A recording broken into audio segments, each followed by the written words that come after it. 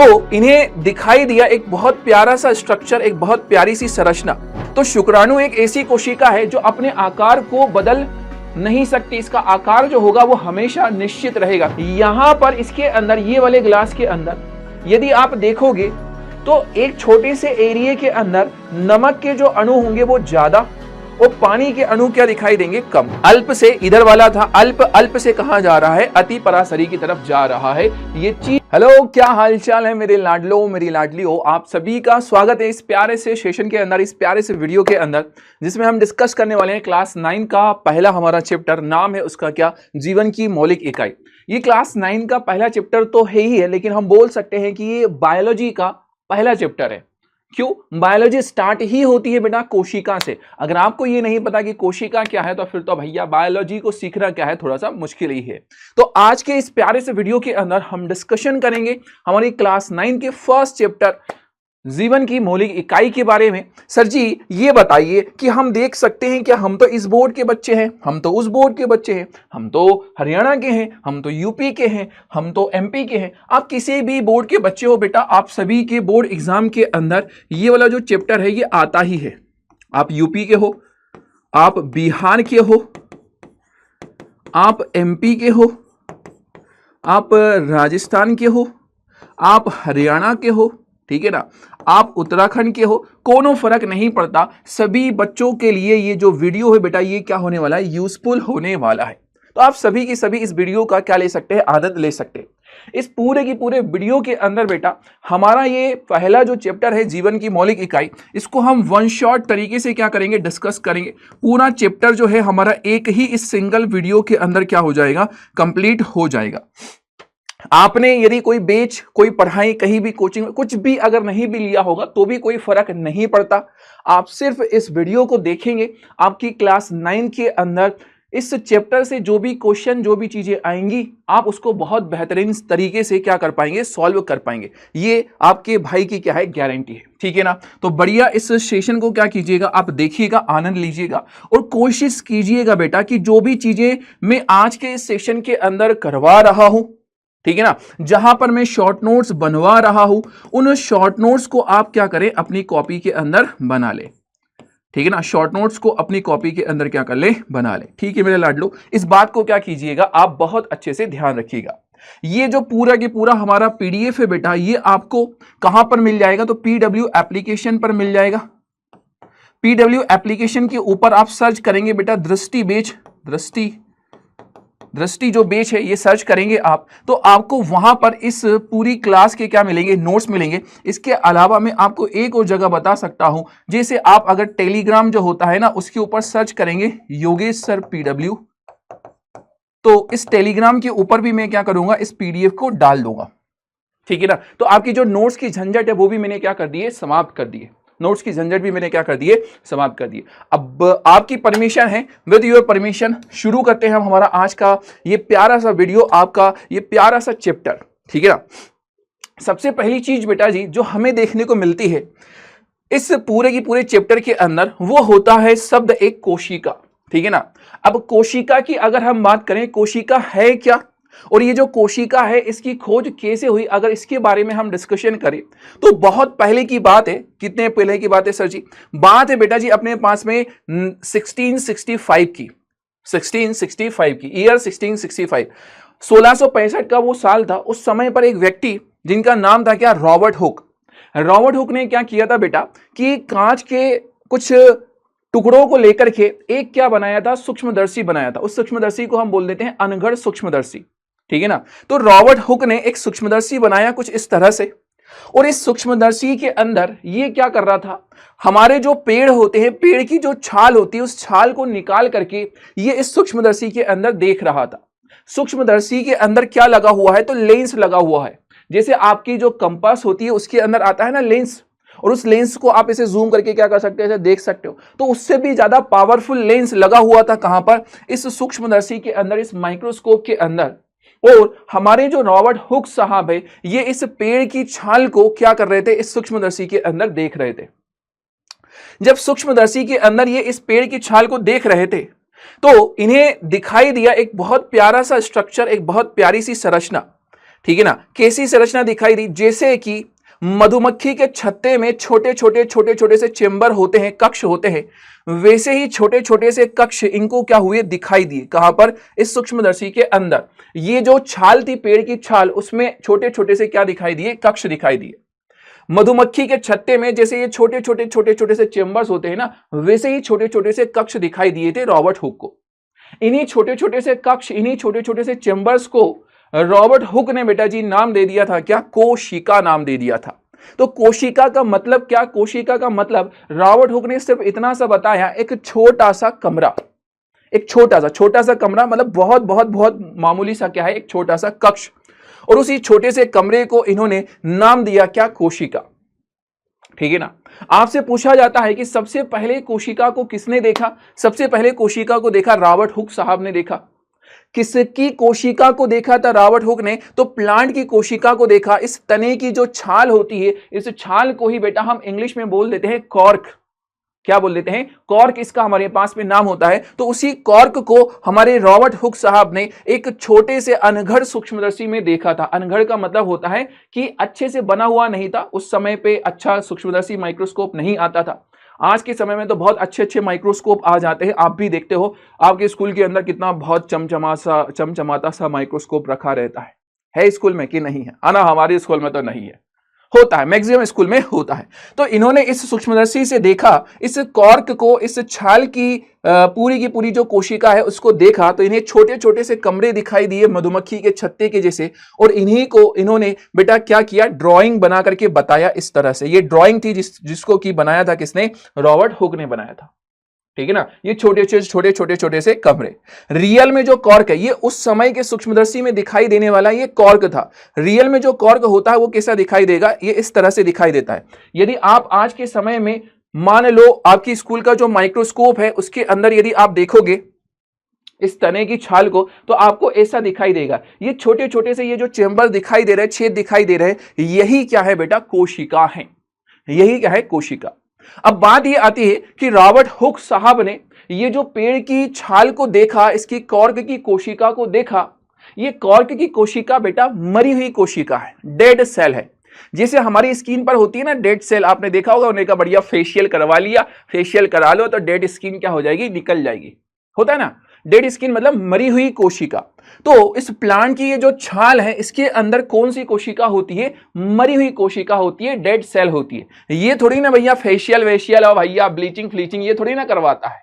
इसके शरीर में तो बहुत सारी क्या होती है? डेड सेल्स रहती है पेड़ के शरीर में। तो वही डेड सेल को देखा था इस रॉबर्ट हुक ने। ठीक है मेरे बच्चा। सबसे पहले जो कोशिका की खोज की थी वो किसने की? रॉबर्ट हुक ने की। किससे की थी? पेड़ से की थी। पेड़ के किस हिस्से से की थी? तो कॉर्क से की थी, छाल से की थी। इनके द्वारा खोजी गई कोशिका कैसे थी? वो मृत कोशिका थी। सबसे पहली खोजी गई कोशिका मृत कोशिका थी। अच्छी बात है सर जी। जो इन्हें कोशिका का स्ट्रक्चर दिखाई दिया था शुरुआत में, वो किसके समान था? मधुमक्खी के छत्ते के समान इनको दिखाई दिया था। छोटे छोटे से उसमें चेंबर दिखाई दिए थे। तो कोशिका का एक छोटा सा मतलब होता है एक छोटा सा चेंबर, इसी को हम बोल देते हैं कोशिका। ठीक है ना। अब 1665 में हमारे रॉबर्ट हुक साहब ने ये वाली जो बात है ये तो बता दी, लेकिन इसके कुछ ही समय के बाद की बात है। ठीक है ना। 1674 की बात है। 1674 की बात है। एक दूसरे हमारे साइंटिस्ट जिनका नाम था ल्यूवेनहुक। क्या नाम था? ल्यूवेनहुक नाम था। ल्यूवेनहुक साइंटिस्ट ने क्या किया भैया, ऐसे ही गांव में इनके तालाब था, तो तालाब के पास में बैठने जाते थे शाम के टाइम पर। तो तालाब के पानी को लिया और उसको क्या कर रहे हैं? ये सूक्ष्मदर्शी में देख रहे हैं। ठीक है ना, लेंस में क्या कर रहे हैं? देख रहे हैं। जब ल्यूवेनहुक ने तालाब के पानी को देखा तो वहां पर उनको कुछ बहुत छोटी सी चीज ऐसे तैरते हुए से दिखाई दी। बहुत छोटी सी चीज उनको दिखाई दी। उस छोटी सी चीज को इन्होंने बोला कि यार ये यही क्या है? कोशिका है, जो कि रॉबर्ट हुक ने भी बताई थी। पर रॉबर्ट हुक ने जो बताई थी वो मरी हुई कोशिका के बारे में बताया था। ल्यूवेनहुक ने पानी के अंदर, तालाब के पानी के अंदर पहली बार जीवित कोशिका को देखा था। पहली बार जीवित कोशिका को देखा था। तो फर्स्ट टाइम बेटा जी, फर्स्ट टाइम जो पहली जीवित कोशिका है, इसको सबसे पहले किसने देखा था? हमारे साइंटिस्ट जिनका नाम है क्या? ल्यूवेनहुक। कब देखा था इन्हें? तो इन्होंने देखा था 1674 में देखा था। 1674 में सबसे पहले देखा था। अब इन्होंने जो सूक्ष्मदर्शी बना लिया था बेटा ल्यूवेनहॉक ने, वो थोड़ा सा अच्छा सूक्ष्मदर्शी था। हमारे रॉबर्ट हुक का थोड़ा सा अनहड़ था, मतलब ज्यादा अच्छे से बना हुआ नहीं था। ठीक है ना। पहली खोजी गई कोशिका कैसी थी, अगर कोई पूछे तो आप कहेंगे पहली खोजी गई जो कोशिका है सर वो मृत होती है, मतलब मरी हुई होती है। पहली खोजी गई जो कोशिका है वो मृत कोशिका होती है। अच्छी बात है सर जी, कहानी हमारे पल्ले में पड़ रही है, कहानी जो है वो पल्ले में पड़ रही है। पल्ला समझते हो, पल्ला ये कौन सा शब्द बता रहे हो सर जी? पल्ला, पल्ला मतलब जैसे मम्मी का होता है ना पल्लू, होता है ना पल्लू, वैसे ही पल्ला बोलता है। ठीक है ना। तो कहानी जो है वो पल्ले में पड़ रही है। चलिए, कोशिका की खोज किसने की? तो हमारे साइंटिस्ट रॉबर्ट हुक ने की थी। लेकिन इनके द्वारा खोजी गई जो कोशिका थी वो कैसी थी बेटा जी? मरी हुई कोशिका थी। कब खोजा था इन्होंने? 1665 में खोजा था। किससे खोजा था? कॉर्क से, मतलब पेड़ की जो छाल है उससे इन्होंने खोजा था। ओके बच्चा, कोशिका शब्द किसने दिया? तो हमारे रॉबर्ट हुक साहब ने ही दिया। कोशिका शब्द का मतलब क्या होता है? एक छोटा सा कमरा। कोशिका शब्द का मतलब क्या होता है बेटा? एक छोटा सा कमरा। यहां पर मैं लिख देता हूं कि कोशिका जो शब्द है इसका मीनिंग है एक छोटा सा कमरा। छोटा सा कमरा, छोटा सा क्या है? कमरा। ये कोशिका शब्द का मीनिंग है। ठीक है मेरे बच्चा। चलिए, आईएमपी पॉइंट्स थे जो मैंने आपको क्या किया है? बताए हैं। आईएमपी पॉइंट्स थे जो मैंने आपको क्या किए हैं? बताए हैं। इतनी बात समझ में आ रही? चलिए आगे की तरफ जरा मेरी बातों को सुनिएगा। कोशिका, हमने देखा कि दो साइंटिस्ट हैं जिन्होंने कोशिका के बारे में सबसे पहले बताया। एक ने जीवित कोशिका के बारे में, एक ने मरी हुई कोशिका। लेकिन कोशिका के अंदर कुछ स्पेशल से क्या होते हैं बेटा? गुण होते हैं। जैसे आपके अंदर का स्पेशल सा गुण होता है, उन्होंने कहा भैया हमें बाहर का खाना पसंद है, ये आपकी क्वालिटी है, स्पेशल सा गुण है। जब तक मम्मी 2-3 लगा ना दे तब तक हम पढ़ने के लिए बैठेंगे नहीं, ये आपका गुण है। ठीक है ना। बिना नहाए हम तो स्कूल चले जाएंगे, ये हमारा गुण है। ये हमारा नहीं, आपका गुण है भैया, तुम्हारा गुण है, मेरा नहीं है। ठीक है ना। वैसे ही कोशिका का क्या होता है? एक स्पेशल सा गुण होता है, कुछ स्पेशल से गुण होते हैं। अच्छा सर जी, कैसे स्पेशल से गुण? सुनना जरा ध्यान से। सबसे पहली चीज तो बेटा, बहुत सारी कोशिकाएं इस पृथ्वी के ऊपर ऐसी होती हैं जो अपने आकार को क्या कर सकती है? बदल सकती है, अपने आकार को बदल सकती है। बहुत सारी पृथ्वी के ऊपर ऐसी कोशिकाएं होती हैं जो अपने आकार को बदलती है। जैसे पानी के अंदर रहने वाली बेटा एक कोशिका है जिसका नाम होता है अमीबा। पानी के अंदर रहने वाली एक हमारे पास में कोशिका जिसका नाम है क्या? अमीबा हमारे पास में नाम है। तो अमीबा जो है ये पानी के अंदर रहता है, और मान लो अभी आपको ये इस आकार का दिखाई दे रहा है, ऐसा दिखाई दे रहा है ये अमीबा। ठीक है ना। इस तरह से आपको अभी दिखाई दे रहा है। कुछ ही समय के पश्चात ये अपने शरीर को, अपनी कोशिका को ऐसा टेढ़ा मेढ़ा कर लेता है, अपने आकार को क्या कर लेता है? बदल लेता है। अपने आकार को ये जो कोशिका है ये क्या कर लेती है? बदल लेती है। ऐसा इसने अपना आकार क्या कर लिया? बदल लिया। तो इस धरती के ऊपर कुछ कोशिकाएं ऐसी होती है जो अपने आकार को क्या कर सकती है? बदल सकती है। जैसे अमीबा की अगर हम बात करें बेटा, तो इसकी क्वालिटी है ये अपने आकार को क्या करता है? अमीबा की जो कोशिका अपने आकार को बार बार क्या कर लेती है? बदल लेती है। ठीक है ना। तो पृथ्वी के ऊपर कुछ ऐसी कोशिकाएं होती हैं जो अपने आकार को बार बार बदलना चाहती है और बार बार बदलती रहती हैं। लेकिन कुछ ऐसी भी कोशिकाएं होती हैं जो अपने आकार को कभी भी नहीं बदल सकती। उनका जो आकार है हमेशा क्या रहेगा? एक जैसा ही रहेगा, फिक्स रहेगा। उनके आकार में कोई चेंज नहीं आता। अच्छा सर, कौन सी कोशिकाएं होती हैं? जैसे फॉर एग्जांपल के लिए बेटा जी, जो तंत्रिका कोशिका होती है, किसकी बात करें हम? तंत्रिका कोशिका। तंत्रिका कोशिका एक ऐसी कोशिका है जो अपने आकार को परिवर्तित नहीं कर सकती। इसी को इंग्लिश में हम बोलते हैं न्यूरॉन। अंग्रेजों की भाषा में इसका हम नाम दे देते हैं क्या? न्यूरॉन। ये हमारे शरीर के अंदर पाई जाती है न्यूरॉन। क्लास 10th में इसको आप बहुत डिटेल में पढ़ोगे। ठीक है ना। न्यूरॉन, इसका आकार कभी भी परिवर्तित नहीं होता। दूसरी जो हमारे पास में कोशिका होती है बेटा, वो होती है शुक्राणु। जो पुरुष होते हैं बेटा, पुरुष के अंदर बनता है क्या? शुक्राणु, स्पर्म। ठीक है ना। स्पर्म बनता है पुरुषों के अंदर। जो महिलाएं होती है उनके अंदर बनता है अंडाणु। ठीक है ना। और शुक्राणु और अंडाणु मिलते हैं तभी बच्चे जो होते हैं वो बनते हैं, बच्चा पैदा होता है। ठीक है ना। तो शुक्राणु एक ऐसी कोशिका है जो अपने आकार को बदल नहीं सकती। इसका आकार जो होगा वो हमेशा निश्चित रहेगा, कभी भी अपने आकार को ये बदल नहीं पाएगी। अच्छी बात है सर जी। कुछ कोशिकाएं अगर हम देखें बेटा, तो कोशिकाओं का जो आकार है, उनका जो शेप है, उनका जो स्ट्रक्चर है, वो उनके कार्य के ऊपर डिपेंडेंट होता है। वो किस तरह का कार्य कर रही है, किस तरह का कार्य कर रही है, कार्य के ऊपर उनका आकार जो होता है वो क्या होता है, डिपेंडेंट होता है। किसके ऊपर? कार्य के ऊपर। ठीक है ना। एक साइंटिस्ट है बेटा, साइंटिस्ट थे जिनका नाम था बिरचो। क्या नाम था? बिरचो। साइंटिस्ट का नाम था बिरचो। विर्चो नाम के एक साइंटिस्ट है, ये एक बहुत प्यारी सी बात बताते हैं। रॉबर्ट विर्चो नाम के हमारे पास में एक साइंटिस्ट है, ये क्या करते हैं, एक बहुत प्यारी सी बात बताते हैं। क्या बताते हैं? ये बोलते हैं कि इस धरती के ऊपर, ठीक है ना, जो नई कोशिका बनती है, इस धरती के ऊपर कभी भी अगर कोई नई कोशिका बनती है, कभी भी कोई भी नई कोशिका अगर बनेगी, तो नई कोशिका का जो निर्माण होता है, जैसे मैंने कहा भाई साहब आपसे कि यहां पर एक ये नई कोशिका बनी है, ये बनी है, कोई नई कोशिका बनी है। इस धरती के ऊपर किसी भी नई कोशिका का जो निर्माण है बेटा, वो पुरानी कोशिका से ही होता है। नई कोशिका का जो निर्माण है वो किससे होता है? पुरानी कोशिका से होता है। ये कौन बोल रहे हैं? हमारे एक साइंटिस्ट बोल रहे हैं जिनका नाम है बिरचो। एक साइंटिस्ट बोल रहे हैं जिनका नाम है क्या? बिरचो। हमारे पास में साइंटिस्ट का नाम है, साइंटिस्ट का नाम है हमारे पास में क्या? बिरचो हमारे पास में नाम है। क्या आपको मेरी बात समझ में आ रही है? ठीक है ना। तो नई कोशिका का जो निर्माण है वो होता है बेटा जी किससे? पुरानी कोशिका से होता है, पूर्ववर्ती कोशिका से होता है। यहां पर एक पुरानी कोशिका है, ये है हमारे पास में पुरानी कोशिका, और ये जो पुरानी कोशिका है, इसी पुरानी कोशिका से ही क्या होगा? नई कोशिका का निर्माण होगा। पुरानी कोशिका को हम बेटा शुद्ध हिंदी में बोल सकते हैं पूर्ववर्ती कोशिका। क्या नाम दे सकते हैं? पूर्ववर्ती। पूर्ववर्ती का मतलब क्या होता है? पुरानी कोशिका। तो किसी पुरानी कोशिका से ही नई कोशिका का निर्माण होता है।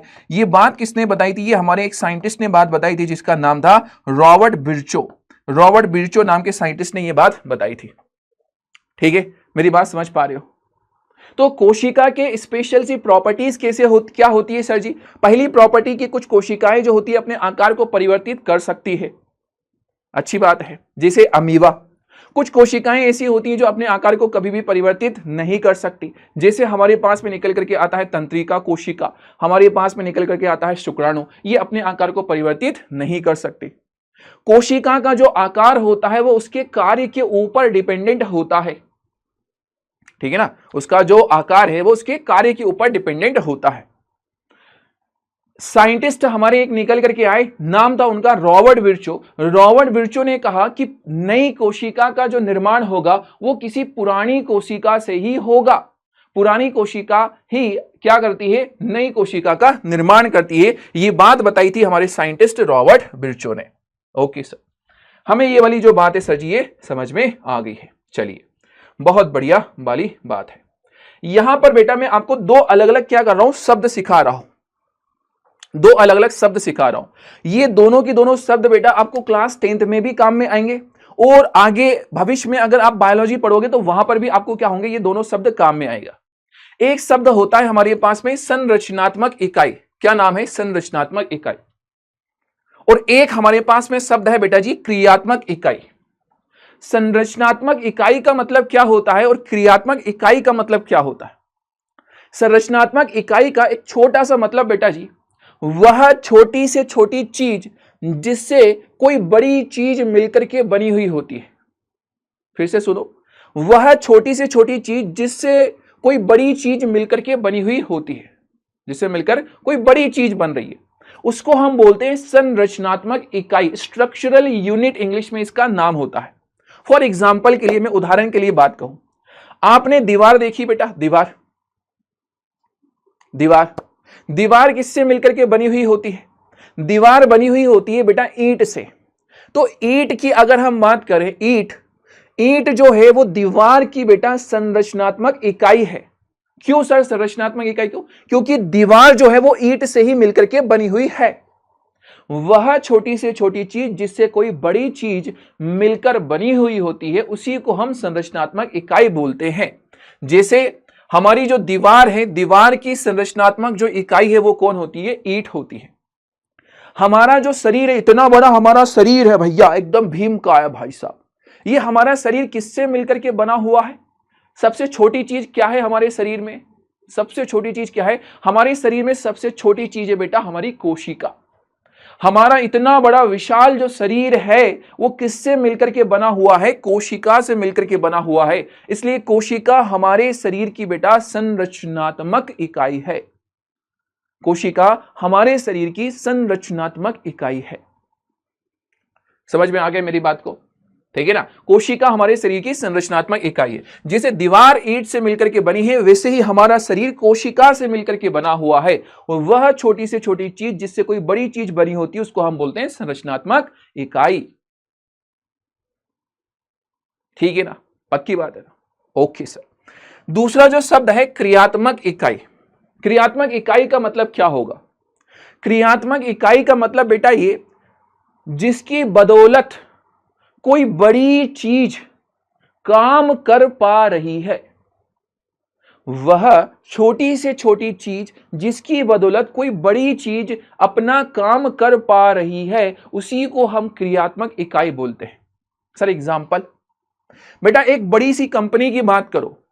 कोई एक बड़ी सी कंपनी अगर है, वो कंपनी चल रही है, वो कंपनी के अंदर डिफरेंट काम हो पा रहे हैं। क्यों हो पा रहे हैं काम? क्योंकि उस कंपनी के अंदर कौन है? कर्मचारी है। कर्मचारी की बदौलत ही उस कंपनी के काम हो पा रहे हैं। वो कंपनी काम कर पा रही है अपना। किसकी बदौलत? कर्मचारी की बदौलत। तो कर्मचारी को हम बोलेंगे कि ये उस कंपनी की क्या है बेटा? क्रियात्मक इकाई है। उस कंपनी की क्या है? क्रियात्मक इकाई। ठीक है ना? आपने मान लो भविष्य में आप जब बड़े हो गए भैया, आपने क्या किया? एक कंपनी को खोला। सपोज करो एक कंपनी को खोला, ठीक है ना? अब आपने बहुत बड़ी सी बिल्डिंग बना ली। सिर्फ बिल्डिंग बना लेने से क्या वो कंपनी के सारे काम हो जाएंगे? नहीं। उस बिल्डिंग के अंदर किसको लाना पड़ेगा? कर्मचारियों को, वर्कर्स को लाना पड़ेगा। और वर्कर्स ही होंगे जो उस बिल्डिंग में रह करके उस कंपनी का क्या करेंगे? काम करेंगे। तो वर्कर्स, कर्मचारी क्या हो गए? क्रियात्मक इकाई। हमारा जो शरीर है बेटा वो बहुत सारे काम कर पाता है। मैं चल पा रहा हूं, मैं डांस कर पा रहा हूं, मैं बोल पा रहा हूं, मैं सांस ले पा रहा हूं, मैं सोच पा रहा हूं, मैं देख पा रहा हूं। इतने सारे काम मेरे शरीर में, आपके शरीर में हो रहे हैं। ये सब किसकी बदौलत हो पा रहे हैं? हमारे शरीर का कर्मचारी कौन है? हमारे शरीर का कर्मचारी है कोशिका, हमारी कोशिका। तो हमारे शरीर की जो क्रियात्मक इकाई है वो कौन है? कोशिका। कंपनी की क्रियात्मक इकाई कर्मचारी। यहां से हमें दो चीजें पता चली। पहली जो चीज हमें पता चली, हमारा शरीर किससे मिलकर के बना हुआ है? कोशिका से मिलकर बना हुआ है। हमारे शरीर की संरचनात्मक इकाई कौन है? कोशिका है। हमारा शरीर कोशिका से बना हुआ है और हमारे शरीर के अंदर इतने अलग अलग काम किसकी बदौलत हो पा रहे हैं? किसकी वजह से हो पा रहे हैं?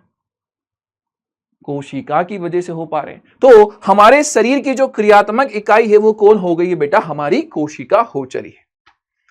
समझ गए मेरी बात? महत्वपूर्ण बिंदु, कोशिका जीवन की, हमारे शरीर की या जीवन की संरचनात्मक और क्रियात्मक इकाई होती है। किसकी? लाइफ की। इस धरती के ऊपर यदि कोई भी चीज बेटा जिंदा है तो वो कोशिका से बनी हुई है। बैक्टीरिया कोशिका से, फफूंद कोशिका से, हम कोशिका से, पादप कोशिका से। जो जिंदा है उसके अंदर कोशिका है। जो जिंदा है उसके अंदर कोशिका है। ठीक है ना? बात इतनी समझ में आ गई है बच्चा? चलिए सर, तो इस धरती के ऊपर जो भी जिंदा चीज है वो कोशिका से मिलकर के बना हुआ है। माट साहब हमने ये बात तो पकड़ ली है अच्छे से। ये बात हमने क्या कर ली है? अच्छे से पकड़ ली है। चलिए, एक शब्द, बड़ा प्यारा सा शब्द है हमारे पास में, जीव। कौन सा? जीव। इसी को इंग्लिश में हम बोलते हैं ऑर्गेनिज्म। बहुत ज्यादा आप ये शब्द सुनोगे, ठीक है ना? आगे की आपकी जो भी पढ़ाई होगी वहां पे ये जीव शब्द बहुत ज्यादा आप सुनोगे। ऑर्गेनिज्म। ऑर्गेनिज्म का मतलब क्या? ऑर्गेनिज्म का मतलब जिसके अंदर जीवन है, जिसके अंदर लाइफ है। ठीक है ना? पृथ्वी के ऊपर जिस किसी जीव के अंदर जीवन है वह क्या है बेटा? जीव है, वो ऑर्गेनिज्म है। हमारे अंदर क्या है? जीवन है, हम जिंदा हैं तो हम क्या है? जीव हैं। प्लांट की बात करें, प्लांट जिंदा है मतलब प्लांट जीव है। बैक्टीरिया जिंदा चीज है मतलब जीव है। क्या है? जीव है। जो भी जिंदा है, जिसके अंदर भी जीवन है, उसे हम बोलेंगे वो क्या है बेटा जी? जीव है। उसको हम बोलेंगे वो क्या है? जीव है। ठीक है ना। अब देखा यह गया इस धरती के ऊपर, देखा यह गया साइंटिस्टों के द्वारा कि इस धरती के ऊपर कुछ ऐसे जीव होते हैं जो केवल और केवल एक कोशिका से मिलकर के बने होते हैं। कितनी? एक कोशिका से मिलकर के बने होते हैं। इस धरती के ऊपर कुछ ऐसे जीव होते हैं जो केवल एक कोशिका से मिलकर के बने हुए होते हैं। जो एक कोशिका से मिलकर के बना हुआ है, जो एक कोशिका से मिलकर के बना हुआ है, उसे बोल दिया जाता है, उस जीव को बोल दिया जाता है एक कोशिकीय जीव। उसका नाम हो जाता है एक कोशिकीय जीव। यूनिसेल्युलर ऑर्गेनिज्म उसका हमारे पास में नाम होता है, यूनिसेल्युलर ऑर्गेनिज्म। जैसे फॉर एग्जांपल के लिए बेटा आप जो बैक्टीरिया की बात करते हो ना, जीवाणु शब्द आपने सुना, जीवाणु, जीवाणु देखा तो कभी नहीं है आपने। क्यों? ये हमें दिखाई नहीं देते हमारी आंखों से। तो जो जीवाणु होते हैं, जीवाणु जो होते हैं वो क्या है? एक कोशिकीय जीव है, एक कोशिका से मिलकर के बने हुए हैं। एक कोशिकीय वो क्या है बेटा जी? जीव है। क्या आपको मेरी बात समझ में आ रही है? एक कोशिका से मिलकर के बने हुए हैं, हमने कहा वो एक कोशिकीय हमारे जीव होचर है। दूसरी बात, अमीबा के बारे में मैंने थोड़ी देर पहले ही आपको बताया था, पानी के अंदर रहता है, पानी के अंदर घूमता है, आपको दिखाई नहीं देता। पानी की जो टंकियां होती है उसमें हो सकता है भाई साहब, बहुत ज्यादा पुराना पानी अगर है उसमें हो सकता है, ठीक है ना, समुद्र के पानी के अंदर हो सकता है। तो ये जो अमीबा है बेटा जी, ये भी एक कोशिका से मिलकर के बना हुआ होता है, इसलिए हम कहते हैं ये एक कोशिकीय जीव है। पैरामीशियम अमीबा का ही भाई है, पैरामीशियम पानी के अंदर रहता है, समुद्र पानी वगैरह के अंदर, ये भी एक कोशिका से मिलकर के बना हुआ है। तो जो एक कोशिका से, ऐसे जीव जो केवल एक कोशिका से मिलकर के बने होते हैं, उन्हें हम बोलते हैं एक कोशिकीय जीव, यूनिसेल्युलर ऑर्गेनिज्म उसका हमारे पास में नाम होता है, ठीक है ना। दूसरा हमारे पास में आता है बेटा जी बहुकोशिकीय जीव, इसको हम बोलते हैं मल्टी सेल्युलर ऑर्गेनिज्म। क्या नाम होता है? मल्टी सेल्युलर ऑर्गेनिज्म हमारे पास में नाम होता है। मल्टी सेल्युलर का मतलब क्या? मल्टी सेल्युलर का मतलब ऐसे जीव जो बहुत सारे कोशिका से मिलकर के बने होते हैं। यहां पर बहु का मतलब वो बहु नहीं है जो ऐसे घूंघट करके आएगी, खाना बनाएगी, आपको चाय देगी, ये बहु का मतलब वो वाली बहु नहीं। यहां पर बहु का मतलब होता है बहुत सारी, बहु का मतलब है बहुत सारी। तो जो बहुत सारी कोशिकाओं से मिलकर के बने हैं, एक से ज्यादा कोशिकाओं से मिलकर के बने हैं, उसे हम बोलते हैं बहुकोशिकी। जैसे मनुष्य की हम बात करें, जैसे फफूंद की हम बात करें, जैसे कवक की हम बात करें, जैसे पेड़ पौधों की अगर हम बात करें, ये सारे के सारे बेटा बहुकोशिकीय जीव होते हैं, मल्टी सेल्युलर ऑर्गेनिज्म होते हैं। क्या होते हैं? मल्टी सेल्युलर ऑर्गेनिज्म होते हैं, ठीक है। मेरी बात आपको इतनी समझ में आ गई है? बोलो भैया, क्लियर क्लियर बातें इतनी समझ में आपको? हाँ चलिए गुरु, कोनो डाउट है, कोनो परेशानी है क्या गुरु? बताइए। हाँ जी, ठीक है ना, डन है ना मेरे बच्चा? आगे की बात करें अब। चलो, कोशिका कोशिका कोशिका, बहुत सुन लिया सर जी हमने कोशिका। आखिर इस कोशिका के अंदर होता क्या है? ये देखो मैं बता रहा हूं आपको कि इस कोशिका के अंदर क्या क्या होता है। कोशिका के अंदर बेटा जी सबसे पहले तो बाहर की तरफ एक होती है ऐसी झिल्ली, बाहर की तरफ एक होती है ऐसी झिल्ली, और इस झिल्ली को बेटा हम नाम दे देते हैं कोशिका झिल्ली। इस झिल्ली का हमारे पास में नाम होता है बेटा जी कोशिका झिल्ली, हमारे पास में इसका नाम होता है कोशिका झिल्ली, इसका हमारे पास में नाम होता है। इसी को बेटा प्लाज्मा झिल्ली भी हम नाम दे देते हैं। इसी को हम क्या नाम दे देते हैं? प्लाज्मा झिल्ली। प्लाज्मा झिल्ली भी इसका हमारे पास में नाम होता है। इंग्लिश में क्या बोलते हैं सर जी? इंग्लिश में इसको हम बोलते हैं बेटा प्लाज्मा मेम्ब्रेन। इंग्लिश में क्या नाम देते हैं? इंग्लिश में बोलते हैं प्लाज्मा मेम्ब्रेन, ठीक है ना। यहां पर इस कोशिका के अंदर के साइड, यहां पर बहुत ज्यादा क्या होता है? लिक्विड होता है। अंदर के साइड में बहुत ज्यादा क्या होता है? लिक्विड होता है। पूरी कोशिका के अंदर यहां पर क्या होता है? लिक्विड होता है। कोशिका के अंदर ये जो लिक्विड हमें देखने को मिल रहा है बेटा, इस लिक्विड को हम नाम दे देते हैं कोशिका द्रव्य, साइटोप्लाज्म इसका हमारे पास में नाम होता है। क्या नाम हो गया है? साइटोप्लाज्म इसका हमारे पास में नाम हो गया। तो जो अंदर के साइड में लिक्विड प्रेजेंट है बहुत सारा, अंदर के साइड में जो लिक्विड प्रेजेंट है बहुत सारा, इस लिक्विड का हम नाम रख देते हैं साइटोप्लाज्म। कोशिका द्रव्य इसका हमारे पास में नाम होता है। क्या नाम रख दिया? कोशिका द्रव्य इसका हमने नाम रख दिया। ठीक है, मेरी बात समझ पा रहे हो? कोशिका द्रव्य इसका हमने क्या कर दिया है? नाम रख दिया है। अंदर के साइड में जो भी लिक्विड पोर्शन आपको दिखाई दे रहा है इसका नाम रख दिया है कोशिका द्रव्य। और इसी कोशिका के जस्ट सेंटर वाले हिस्से में यहां पर एक ऐसा हमें गोला दिखाई देता है। ये जो हमें गोला दिखाई दे रहा है इसके सेंटर के अंदर, इसे हम नाम दे देते हैं बेटा जी केंद्रक। इसका नाम हो जाता है क्या? केंद्रक इसका हमारे पास में नाम होता है। तो जो आइट साइड में लिक्विड दिखाई दे रहा था, इस लिक्विड का नाम हमने रख दिया है साइटोप्लाज्म या कोशिका द्रव्य, इसका हमारे पास में नाम हो गया कोशिका द्रव्य, इसका हमारे पास में नाम है साइटोप्लाज्म, इसका हमारे पास में नाम है। और जो सेंटर में ये जो हिस्सा हमें दिखाई दे रहा है, सेंटर वाले हिस्से का नाम होता है क्या? केंद्रक, इसका हमारे पास में नाम हो गया सेंटर वाले हिस्से का केंद्रक, इसका हमारे पास में नाम हो गया। ठीक है मेरे बच्चा जी, मेरी बात समझ में आ गई है इतनी? ये तीन चीजें हमें देखने को मिलती है किसी भी कोशिका, हर एक कोशिका के अंदर ये तीन चीजें तो हमें देखने को मिलती है। बाहर के साइड में है क्या? प्लाज्मा झिल्ली, कोशिका झिल्ली, इसका हमारे पास में नाम होता है। अंदर के साइड में है लिक्विड, इस लिक्विड का नाम रख दिया कोशिका द्रव्य। और यहां पे दिखाई दे रहा है कौन? केंद्रक हमें दिखाई दे रहा है। ये तीन चीजें हमारी हर एक कोशिका के अंदर हमें देखने को मिलेंगी, हर एक कोशिका के अंदर हमें देखने को मिलेगी। ठीक है मेरे मुन्ना, मेरी बात समझ में आ गई मेरे लाडले? मेरी बात इतनी समझ में आ गई मेरे लाडले? ठीक है क्या? बोलो भैया, मेरी बात इतनी समझ में आ गई? चलिए सर जी, बात तो इतनी हमें समझ में आ गई। इतनी जो बात है वो हमें क्या हो गई सर जी? समझ में आ गई। चलिए अब आगे की जो कहानी है ये थोड़ी सी इंटरेस्टिंग है बेटा, थोड़ी सी इंटरेस्टिंग, थोड़ी सी क्या है? आईएमपी है। तो कृपया करके इसको थोड़ा सा सीरियसली और एकदम ध्यान से क्या करना? सुनना। एकदम ध्यान से सीरियसली इसको क्या करना? मेरी बात को, आगे की बात को सुनना। यहां पर आपको कुछ डायग्राम्स दिखाई दे रहे हैं, इन डायग्राम्स के बारे में मैं थोड़ी सी चर्चा करता हूं। यहां पर बेटा जी आपको दिखाई दे रहा है एक ये बड़ा सा ग्लास। इस ग्लास के अंदर बेटा जी हमने क्या डाल रखा है? पानी डाल रखा है। इसके अंदर हमने डाल रखा है बेटा जी किसको? पानी को हमने डाल रखा है। पानी, वाटर को हमने इसके अंदर डाल रखा है। ठीक है ना? कितना पानी डाला? तो मैंने आपसे कहा कि आपने इसके अंदर डाल दिया है, आपने इसके अंदर डाल दिया है 1 लीटर पानी। कितना पानी डाला? 1 लीटर आपने इसके अंदर पानी डाला। ठीक है ना? यहीं पर इसी ग्लास के अंदर आपने क्या कर दिया? नमक को डाल दिया। इसी ग्लास के अंदर आपने डाल दिया है किसको? नमक को।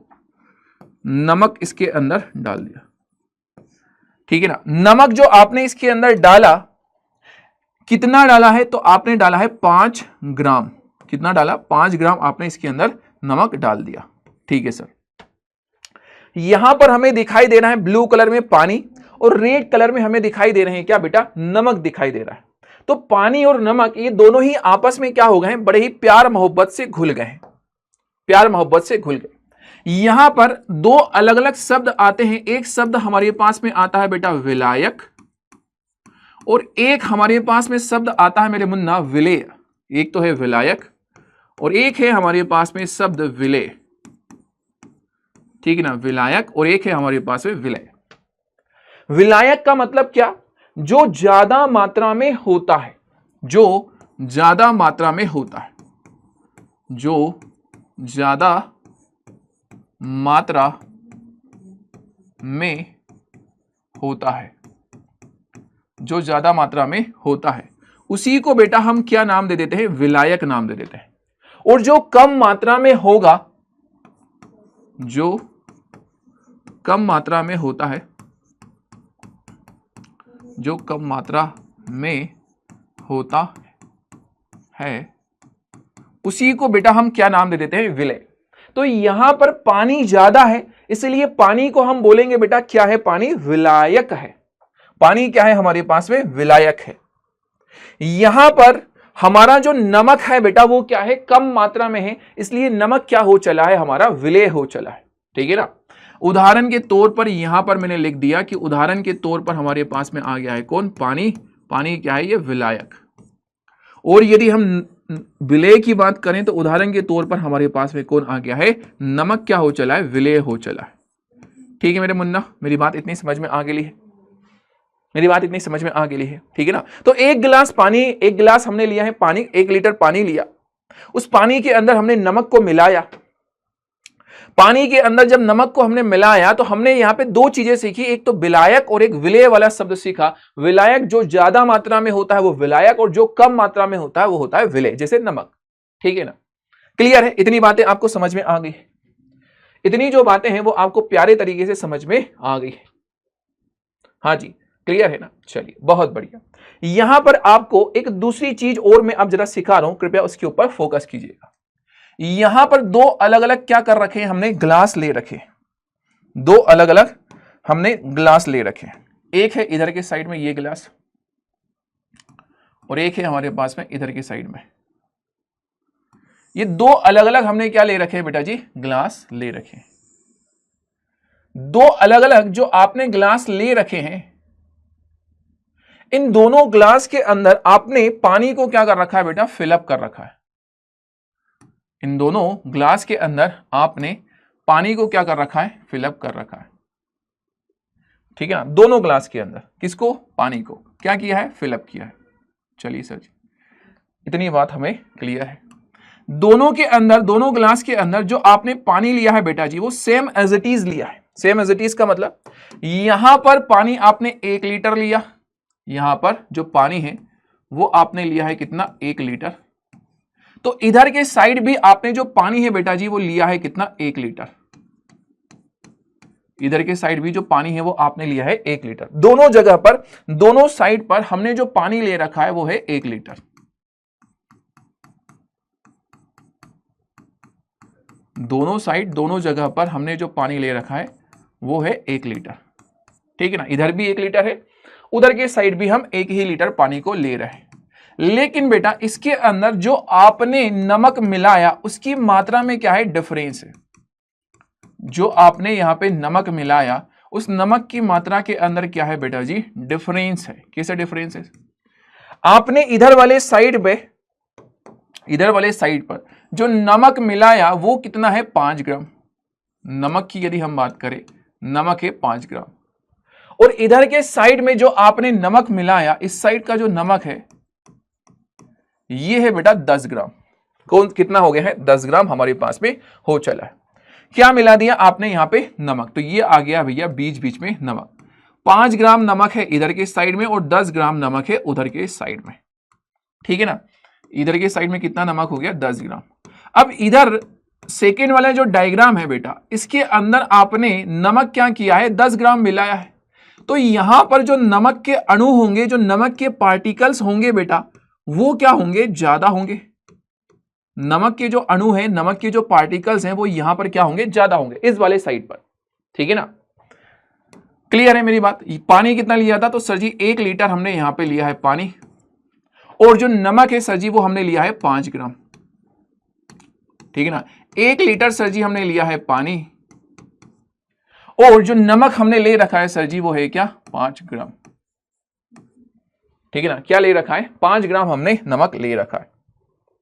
क्लियर है, ये है हमारे पास में डायग्राम नंबर ए वाला बोल दिया मैंने, और ये हमने बोल दिया बेटा बी वाला बोल दिया, ये वाला हमने बोल दिया बी वाला। ठीक है ना, यहां पर आपको इस डायग्राम के अंदर कुछ चीजें स्पेशली पता चलेगी। क्या चीजें स्पेशली पता चलेगी, ये जो ए वाला है बेटा, इस ए वाले के अंदर नमक की अगर हम बात करें तो नमक जो होगा वो क्या दिखाई दे रहा है, हमें ज्यादा दिखाई दे रहा है। ए वाले के अंदर नमक की अगर हम बात करें, नमक हमें कैसा दिखाई दे रहा है, ज्यादा। नमक ज्यादा, सॉरी नमक जो है वो यहां पर हमें दिखाई दे रहा है क्या, कम दिखाई दे रहा है, नमक कम। इसकी बात करें तो यहां पर बेटा जी जो नमक होगा वो कैसा होगा, ज्यादा। नमक हो गया है इधर ज्यादा। कैसे सर, अरे भैया साफ साफ दिख तो रहा था, इधर है 5 ग्राम इधर है 10 ग्राम, तो यहां नमक कम और यहां पर क्या है, नमक ज्यादा। अगली जो बात बता रहा हूं, अगर उसको पकड़ सको तो पकड़ना, बहुत प्यारी बात है। जब इस वाले ग्लास को बेटा हमने देखा, इसमें ऐसा सूक्ष्मदर्शी में ऐसा देखा, तो हमें पता चलेगा कि यहां पर नमक के अणु क्या दिख रहे हैं, कम, और पानी के जो अणु है वो क्या हो रहे हैं, ज्यादा, पानी के अणु ज्यादा।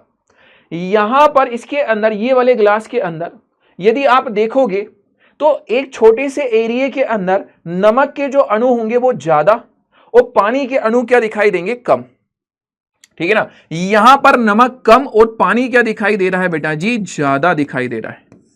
पानी कैसा दिखाई दे रहा है, ज्यादा। इसकी अगर हम बात करें तो यहां पर नमक ज्यादा है और पानी क्या हो चला है बेटा जी, कम हो गया है। पानी जो है वो क्या हो गया बेटा जी, कम हो चला है। ठीक है ना, मेरी बात समझ पा रहे हो ना, क्लियर है ना मेरे बच्चा। लेकिन सर यहां पर भी 1 लीटर डाला, यहां पर भी 1 लीटर डाला है, तो आपने ऐसा क्यों बोला कि पानी इधर ज्यादा है और इधर कम है? हमने तो दोनों साइड 1-1 लीटर ही डाला था ना। हाँ, पूरे ग्लास में हमने पानी बराबर डाला है मेरे मुन्ना, बट मान लो सपोज करो मैंने 1 चम्मच यहां से पानी निकाला और 1 चम्मच यहां से पानी निकाला। उन दोनों चम्मचों के बारे में मैं स्टडी कर रहा हूं, देख रहा हूं, तो इस वाले चम्मच में पानी के अणु ज्यादा, नमक के अणु कम। इस वाले चम्मच के अंदर पानी के अणु कम, नमक के अणु ज्यादा। क्यों? क्योंकि नमक ज्यादा डाला था तो नमक ने ज्यादा जगह घेर रखी है। ठीक है ना, इसलिए मैंने कहा कि पानी इधर कम और इधर ज्यादा। क्लियर है बात, इतनी समझ में आ गई मेरे मुन्ना? चलिए मैं एक छोटा सा सवाल आपसे पूछूंगा, उस सवाल का जो जवाब है वो कमेंट सेक्शन में मुझे देना। इन दोनों में से कौन सा वाला जो पानी है वो खारा है? इन दोनों में से कौन सा पानी खारा है? ये ए वाला खारा है या बी वाला ज्यादा खारा है? खारे की पूछ रहे हो सर? सर बी वाला खारा है। क्यों? क्योंकि यहां पर सर नमक जो है वो आपने 10 ग्राम डाल रखा है। बी वाले के अंदर जो नमक है वो सर जी आपने 10 ग्राम डाल रखा है। कितना डाल रखा था? 10 ग्राम डाल रखा था। बाई चांस आपने 5 लिख दिया पर यहां पे 10 ग्राम है। ठीक है ना, ओके। इसलिए ये वाला क्या होगा, ज्यादा खारा हमें दिखाई महसूस होगा, ज्यादा खारा हमें लगेगा। अच्छी बात है बेटा, बहुत अच्छी चीज जो आपने क्या कर ली है, सीख ली। एक यहां से हमारे पास में शब्द निकला, एक शब्द निकला बेटा हमारे पास में तनु, और एक हमारे पास में शब्द निकला है बेटा जी सांद्र। एक शब्द निकला है तनु और एक हमारे पास में शब्द निकला है बेटा सांद्र। तनु और सांद्र ये 2 शब्द आपको सीखना थोड़े से जरूरी है। तनु का मतलब क्या होता है? तनु का मतलब सीधा सीधा सा बेटा जी ये कि अगर मान लो विलायक ज्यादा है, विलायक ज्यादा है, विलायक ज्यादा, और विलेय क्या हो गया है बेटा जी, कम हो गया। विलायक ज्यादा और विलेय की यदि हम बात करें, विलेय हो गया है कम। विलायक ज्यादा और विलेय क्या हो गया है, कम, तो उसे हम बोलते हैं बेटा तनु, उसे हम बोलते हैं कम, तनु। सांद्र हम किसे बोलेंगे? सांद्र बोला जाता है बेटा उसे जिसके अंदर विलायक जो है, विलायक की यदि हम बात करें वो हो जाएगा क्या, कम, और विलेय की यदि हम बात करें, विलेय हो जाएगा क्या, ज्यादा। विलेय हो जाएगा क्या, ज्यादा। विलायक हो गया कम और विलेय हो गया हमारे पास में ज्यादा, तो उसे हम बोलेंगे क्या बेटा जी, सांद्र बोलेंगे। क्या आपको मेरी बात इतनी समझ में आई है? ये जो पॉइंट है ये इतना समझ में आया है क्या? तनु और सांद्र बेटा ये समझ लेना आपके लिए बहुत ज्यादा क्या है, जरूरी है। यहां पर आप देखो मैंने आपको विलेय क्या होता है, विलायक क्या होता है, ये सब सिखा दिया। तनु किसको बोलेंगे? जिसमें विलायक ज्यादा उसको हम बोलते हैं तनु, और जिसमें विलायक कम है, विलेय ज्यादा है, उसको हम बोलेंगे सांद्र। ये जो 2 अलग अलग आपको ग्लास दिखाई दे रहे हैं मेरे मुन्ना, इन दोनों ग्लास में से कौन सा वाला जो ग्लास है वो तनु है और कौन सा वाला जो ग्लास है वो सांद्र है? जरा फटाफट से कमेंट सेक्शन में बताओ, कौन सा ग्लास तनु है और कौन सा वाला सांद्र है, बताइए। सर जी इस ए वाले के अंदर देखो सर जी आप, इसमें नमक कम है, नमक मतलब विलेय इसके अंदर कम है, पानी ज्यादा मतलब विलायक ज्यादा। सर जी ये कैसा होगा, तनु होगा। क्या आपका आंसर सही था क्या? ये कैसा होगा, तनु होगा। यहां पर यदि देखें तो ये कैसा हो जाएगा, हमारे सांद्र हो जाएगा। ये कैसा हो जाएगा, हमारा सांद्र हो जाएगा। क्या आपको ये एक जनरल सी जो बात है बेटा वो समझ में आ गई? एकदम बेसिक सा पॉइंट, एकदम हल्के से मैं क्या कर रहा हूं, आपको लेकर के जा रहा हूं। जो पेड बैचेस का कॉन्सेप्ट है वो मैं आपको यूट्यूब पर फ्री में दे रहा हूं, एकदम गहराई से। क्या आपको मेरी बात समझ में आ गई इतनी? ठीक है ना, चलिए बहुत बढ़िया बात है सर, इतनी बात तो हमें समझ में आ गई है। चलिए यहां पर एक अब आगे की जरा बात जो है उसको कृपया करके ध्यान से सुनना। हमने क्या किया, एक दूसरा तूफानी काम किया। हमने क्या किया, एक दूसरा वाला तूफानी काम किया। एक लिया है बेटा जी बड़ा सा बर्तन, एक लिया है बेटा जी बड़ा सा बर्तन, और इस बर्तन के अंदर हमने लिए हैं दो अलग अलग हिस्से। इस बर्तन के अंदर हमने लिए हैं बेटा जी दो अलग अलग हिस्से। ये है हमारे पास में एक हमारा बर्तन, ठीक है ना। इस बर्तन के अंदर हमने लिए रखे हैं दो अलग अलग हिस्से। एक हिस्सा है हमारे पास में, रुक जाओ जरा, पहले तो ये पूरा की पूरा एक बड़ा सा बर्तन बना दिया। ये हो गया हमारा बड़ा सा बर्तन, ठीक है ना। इस बड़े से बर्तन के अंदर ये अब बना रहे हैं हम दो अलग अलग हिस्से। एक है इधर वाला हिस्सा और सेम एज इट इज एक है हमारे पास में इधर वाला हिस्सा।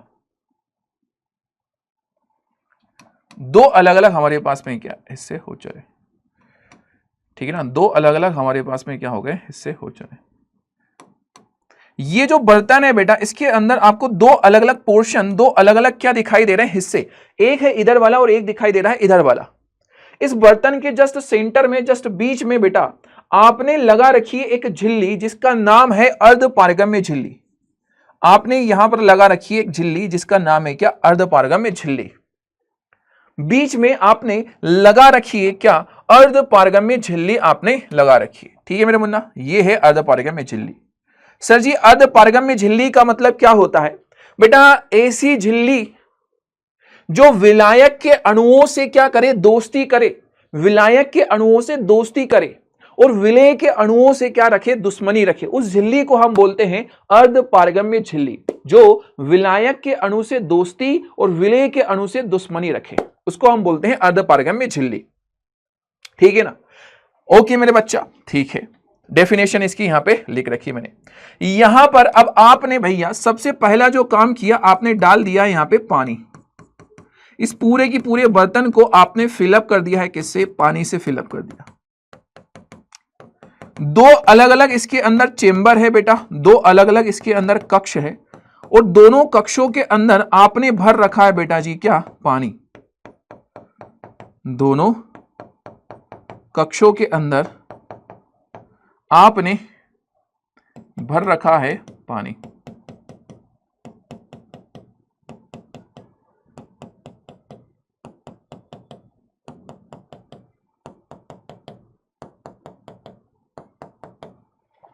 ठीक है ना, दोनों कक्षों के अंदर भर रखा है पानी। इधर के साइड भी पानी और इधर के साइड भी पानी, बराबर बराबर हमने क्या भर रखा है, पानी भर रखा है, ठीक है ना। जैसे फॉर एग्जांपल के लिए इधर के साइड बेटा हमने जो पानी है वो भर रखा है कितना, 5 लीटर पानी भर रखा है, कितना, 5 लीटर। और इधर वाली साइड की यदि हम बात करें, इधर वाली साइड पर हमने जो नमक भर रखा है बेटा जी, नमक की यदि हम बात करें, हमने नमक भर रखा है बेटा जी कितना, 50 ग्राम भर रखा है, ठीक है ना। यहां पर इस साइड की अगर हम बात करें, इधर के साइड बेटा हमने पानी ले रखा है कितना, उतना ही जितना इधर लिया था। पर यहां पर जो नमक है वो हमने क्या कर दिया भैया, ज्यादा कर दिया। नमक जो है वो हमने क्या कर दिया भैया, ज्यादा कर दिया, ठीक है ना। यहां इधर वाले साइड की अगर हम बात करें, इस वाले चेंबर की बात करें, यहां पर पानी लिया है बेटा 5 लीटर, ठीक है ना। और जो नमक ले रखा है मैंने इधर के साइड पर वो है बेटा जी मान लो 50 ग्राम। कितना है, 50 ग्राम हमने ले रखा है नमक। इधर के साइड पर जो पानी है बेटा जी वो हमने ले रखा है same as it is 5 litre, लेकिन नमक बेटा जी मैंने दे दिया है कितना, 100 ग्राम दे दिया, ठीक है ना। इधर वाले जो चेंबर है, इधर वाला जो चेंबर है इसको मैंने बोल दिया है ये है हमारे पास में ए वाला चेंबर, और इधर वाला जो हमारे पास में चेंबर है बेटा वो है वो बी वाला चेंबर। अब आपके माट साहब ने आपको यहां पर इतना बेहतरीन तरह से सारी चीज बताई थी, उन चीजों का जरा देखते हैं कि आप कितना उपयोग कर पाते हैं। तनु सांद्र ये सब कुछ मैंने आपको सिखाया। यहां पर देखो ये दो अलग अलग हमारे पास में, इधर के साइड में है ए और इधर के साइड में है बी। दो अलग अलग हमारे पास में विलियन हमें दिखाई दे रहे हैं। दोनों के अंदर क्या है, नमक है, किसी के अंदर ज्यादा है किसी के अंदर कम है, पर है तो दोनों के अंदर ही, ठीक है ना। सोचो और सोच करके कमेंट सेक्शन के अंदर मुझे ये बताओ कि ए और बी में से कौन सा वाला तनु है और कौन सा वाला सांद्र है। ए और बी में से कौन सा वाला तनु है और कौन सा वाला सांद्र है। जरा सोचो और सोच करके मुझे बताओ। सोचो और सोच करके क्या करो, बताओ इन दोनों में से कौन सा वाला तनु है और कौन सा वाला सांद्र है। सर जी थोड़ा सा सोचने का हमें कहां दो, वक्त दो। बेटा ए वाले की अगर हम बात करें, किसकी बात करें हम, ए वाले की बात करें। इस ए वाले के अंदर आप देख पा रहे हो नमक क्या है, कम है। नमक कम है मतलब, नमक कम है मतलब विलेय कम है। और इधर पानी क्या है, ज्यादा, मतलब विलायक क्या है, ज्यादा। तो विलेय कम है तो उसे हम बोल देते हैं बेटा तनु, उसे हम बोल देते हैं तनु। इधर ए वाला हमारे पास में क्या हो चला है बेटा, तनु। और इधर के साइड जो बी वाला है बेटा, ये हमारे पास में क्या हो चला है, सांद्र। ये हमारे पास में हो चला है क्या, सांद्र हो चला।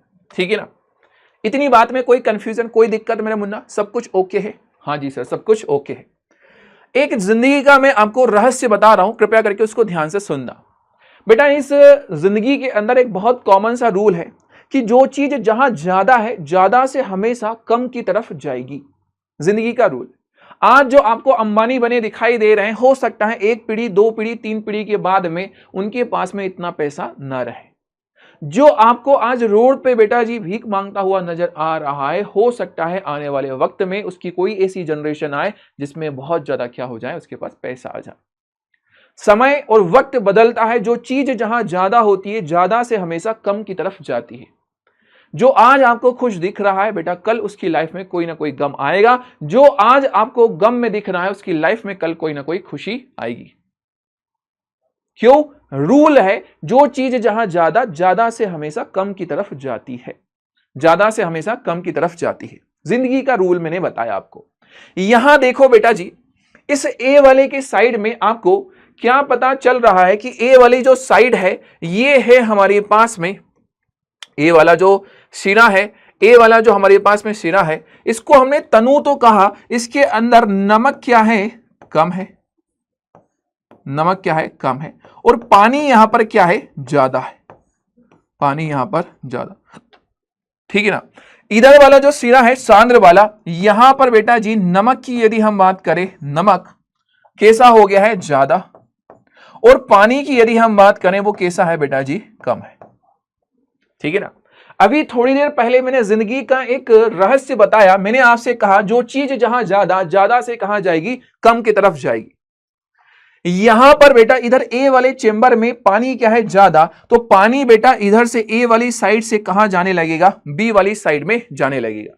ए से बेटा पानी जो होगा वो किधर जाने लगेगा, बी की तरफ जाने लगेगा। ए से जो पानी होगा बेटा वो किधर जाने लगेगा, बी की तरफ जाने लगेगा। सीधी सी बात है, पानी इधर ज्यादा, तो ज्यादा से पानी कहां जा रहा है, कम की तरफ जा रहा है।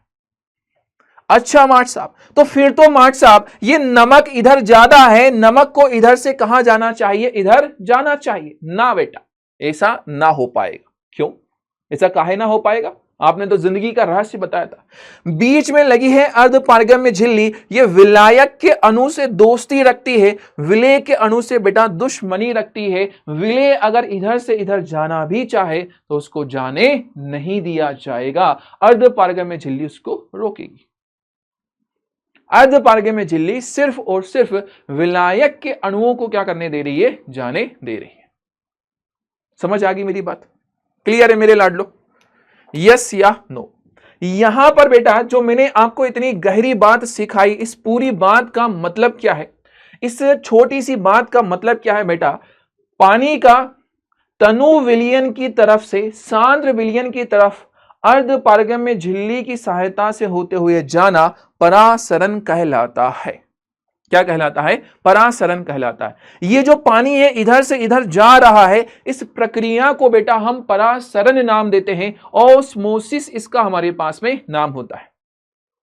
क्या नाम होता है, ऑस्मोसिस इसका हमारे पास में नाम होता है। क्या आपको मेरी बात समझ में आ गई है, बोलो मेरे लाडलो, क्या आपको मेरी बात समझ में आ गई है, क्लियर है मेरे लाडलो, ठीक है ना। कहानी इतनी समझ में आ गई, आगे की तरफ चलें अब हम। चलिए एक बहुत स्पेशल सी जो बात है उसकी तरफ अब हम प्रस्थान कर रहे हैं, कृपया करके जरा ध्यान से सुनिएगा। मैंने क्या कर रखे हैं बेटा, 3 अलग अलग ग्लास ले रखे, मैंने 3 अलग अलग ग्लास ले रखे, ठीक है ना, 3 अलग अलग हमने ले रखे हैं क्या, ग्लास। ये है आम जिंदगी ठीक है ना। पहला ग्लास है हमारे पास में ये वाला, ये है हमारे पास में दूसरा ग्लास मेरा मुन्ना, ये है हमारे पास में दूसरा वाला ग्लास, ठीक है ना। ये है बेटा हमारे पास में तीसरा वाला ग्लास। अब आ गया हमारे पास में ये तीसरा वाला ग्लास। 3 अलग अलग हमारे पास में क्या है बेटा जी, ग्लास हो चले। फर्स्ट वन हो गया हमारे पास में, अरे भैया इधर आ जा,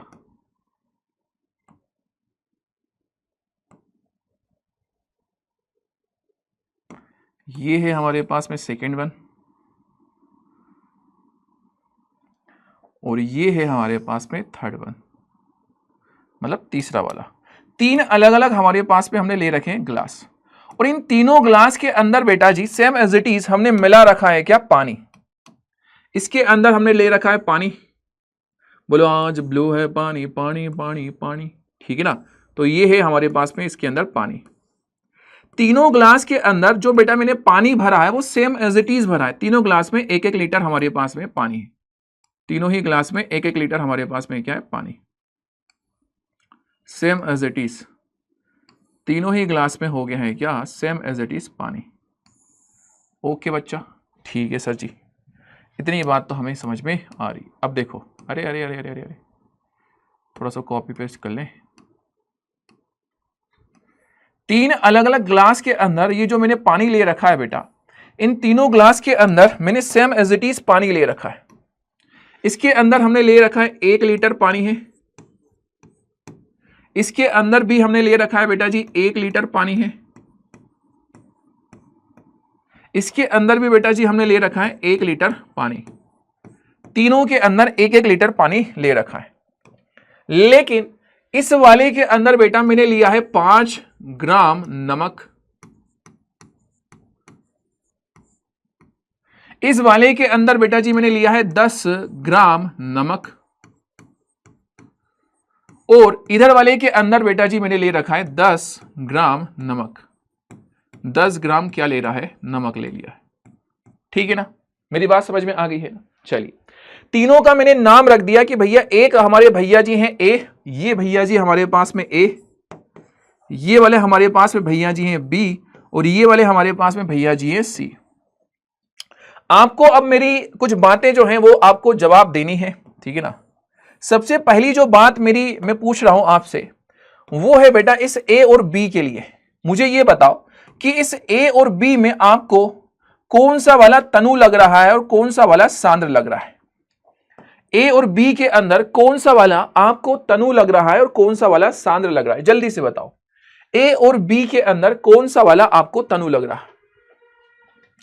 सर जी ये वाला जो होगा ए वाला, ये हमारे पास में है तनु, ए है हमारे पास में तनु, और बी की यदि हम बात करें तो बी हमारे पास में हो गया है क्या, सांद्र हो चला। बी हमारे पास में क्या हो गया है, सांद्र हो गया। अच्छी बात है, कोई डाउट है इसमें? नहीं सर। बी और सी में बताओ बेटा कि बी और सी में कौन तनु है और कौन सांद्र है। बी और सी में मुझे बताओ कौन तनु है और कौन सांद्र है, जल्दी से बताओ। सोचो सोचो और कमेंट सेक्शन में बताओ। सर जी बी और सी में इन दोनों में कोई भी तनु कोई भी सांद्र हमें नहीं लग रहा है। क्यों? दोनों क्या है, सेम सेम है। क्या है, दोनों सेम सेम है। जब दो सेम सेम हमारे पास में हो जाएं तो बेटा इसे हम बोलते हैं समपरासरणी। इसका हमारे पास में नाम होता है, इसका नाम होता है समपरासरणी विलयन। समपरासरणी विलयन मतलब जो एक जैसे हो, जिनमें कोई भी परिवर्तन नहीं हो, उसे हम बोलेंगे समपरासरणी विलयन। इनमें से ए वाला जो है बेटा वो तनु है और बी वाला जो है बेटा वो हमारे पास में सांद्र है। ए वाला हमारे पास में तनु है और बी वाला हमारे पास में सांद्र है। मेरे मुन्ना ये हमेशा ध्यान रखना कि तनु वाला जो विलयन होता है इसको हम अल्प परासरी बोलते हैं, इसको हम अल्प परासरी बोलते हैं। क्या नाम होता है इसका? अल्प परासरी। तनु का नाम होगा अल्प परासरी, ये याद रखना। तनु को ही हम अल्प पराशरी बोलते हैं। जो सांद्र होता है बेटा इसको हम बोल देते हैं अति पराशरी। सांद्र वाले का हमारे पास में नाम होता है अति पराशरी, ठीक है ना। और यदि सेम सेम हो गए तो उसको हम क्या बोलेंगे, समपरासरणी विलयन बोलेंगे। जैसे बी और सी दोनों एक जैसे हैं तो हम इन दोनों को क्या बोलेंगे कि ये दोनों ही समपरासरणी विलयन हैं। ए और बी को जब कंपैरिजन किया तो पता चला कि ए तनु है, ए को ही हम क्या बोल सकते हैं, तनु, या इसी को हम अल्प पराशरी विलयन भी बोल सकते हैं। बी जो है वो सांद्र है और सांद्र को ही हम क्या बोल सकते हैं, अति पराशरी विलयन बोल सकते हैं, ठीक है ना। यहां इस वाले डायग्राम के अंदर यहां पर मैंने लिखा था बेटा तनु, क्या मैं इस तनु को ही यहां पर लिख सकता हूं अल्प पराशरी? यहां पर हम इसको लिख सकते हैं अल्प पराशरी, लिख सकते हैं। इधर सांद्र वाले को हम बोल सकते हैं ये क्या है, अति पराशरी। इसका नाम रख सकते हैं अति पराशरी, इसका हमारे पास में नाम हो गया, ठीक है मेरा मुन्ना। ये है अल्प और वो हो गया हमारे पास में अति पराशरी, हमारे पास में हो चला। दैट्स इट मेरे लाडलो, ठीक है ना। जो जिंदगी का रहस्य मैंने आपको बताया था कि जल की जो गति होगी बेटा वो हमेशा किधर से किधर होगी, ज्यादा से कम की तरफ, या आप बोल सकते हो तनु से हमेशा सांद्र की तरफ। देख लो जल जो होगा वो तनु से कहां जा रहा है, सांद्र की तरफ जा रहा है, तनु से सांद्र की तरफ। या फिर हम बोल सकते हैं अल्प पराशरी से ये कहां जाएगा, अति पराशरी की तरफ ये जाएगा। अल्प से इधर वाला था, अल्प अल्प से कहां जा रहा है, अति पराशरी की तरफ जा रहा है। ये चीज मैंने आपको सिखाई। ये जो पॉइंट है बेटा, ये पॉइंट जिसको याद रह गया उसका जीवन क्या हो गया, सफल हो गया। जल की गति हमेशा तनु से सांद्र की तरफ होगी या अल्प से अति पराशरी की तरफ होगी, एक ही बात है, ठीक है मुन्ना। कहानी समझ में आ गया मेरा मुन्ना? बताओ भैया मुन्ना, पक्की बात है बेटा जी? कोनो डाउट है इसमें मेरे मुन्ना? हाँ, कोनो डाउट है तो बताओ, बताओ कोनो डाउट है तो एक बार बताओ। चलो एक कॉन्सेप्ट में आपको पढ़ाता हूं, एक प्यारी सी बात जो है वो मैं आपको पढ़ाता हूं और अब सिखाता हूं। सुनना जरा ध्यान से। यहां पे मैंने एक आपको क्वेश्चन दिया, जरा उस क्वेश्चन को सॉल्व करना। इतनी सारी पंचायत मैंने क्यों समझाई, क्योंकि यहां पे क्वेश्चन से कुछ बनते हैं, ठीक है ना। पहला सवाल हमसे पूछा गया, आरबीसी को, आरबीसी जो होती है, आरबीसी क्या होती है, रेड ब्लड सेल, ये हमारे शरीर में पाई जाने वाली कोशिका है। आरबीसी को हम कहां पर रख रहे हैं, आरबीसी को बेटा जी हम रख रहे हैं अल्प पराशरी विलयन में, अल्प पराशरी विलयन में रखने से क्या होगा, आरबीसी रेड ब्लड सेल है बेटा हमारे शरीर की क्या है, रेड ब्लड सेल है। रेड ब्लड सेल हमारे पास में है कौन, आरबीसी। इसको हमने क्या किया, किसी अल्प पराशरी विलयन के अंदर रख दिया। पानी लिया मैंने, पानी या फिर कुछ भी लिया, और इसके अंदर बेटा जी मैंने भर लिया है किसको, अल्प पराशरी विलयन को। यहां पर मैंने भर लिया है बेटा जी किसको, अल्प पराशरी विलयन। यहां पर विलयन है कौन सा वाला, अल्प पराशरी विलयन। इस अल्प पराशरी विलयन के अंदर, यह है अल्प पराशरी विलयन, अल्प पराशरी विलयन के अंदर मैंने रख दिया है किसको, आरबीसी को, ठीक है ना, आरबीसी को।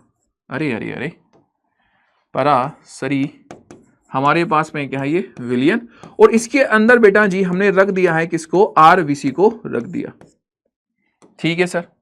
यहां पर आपने डाल दिया है किसको, आरबीसी को। आरबीसी ये होती है ऐसे। अब ये है आपकी आरबीसी, प्यारी सी राज दुलारी सी आपकी है आरबीसी, रेड ब्लड सेल। तो इस रेड ब्लड सेल के ऊपर क्या असर होगा, ये हमसे पूछा गया है, लाल रक्त कणिका, लाल रक्त कणिका।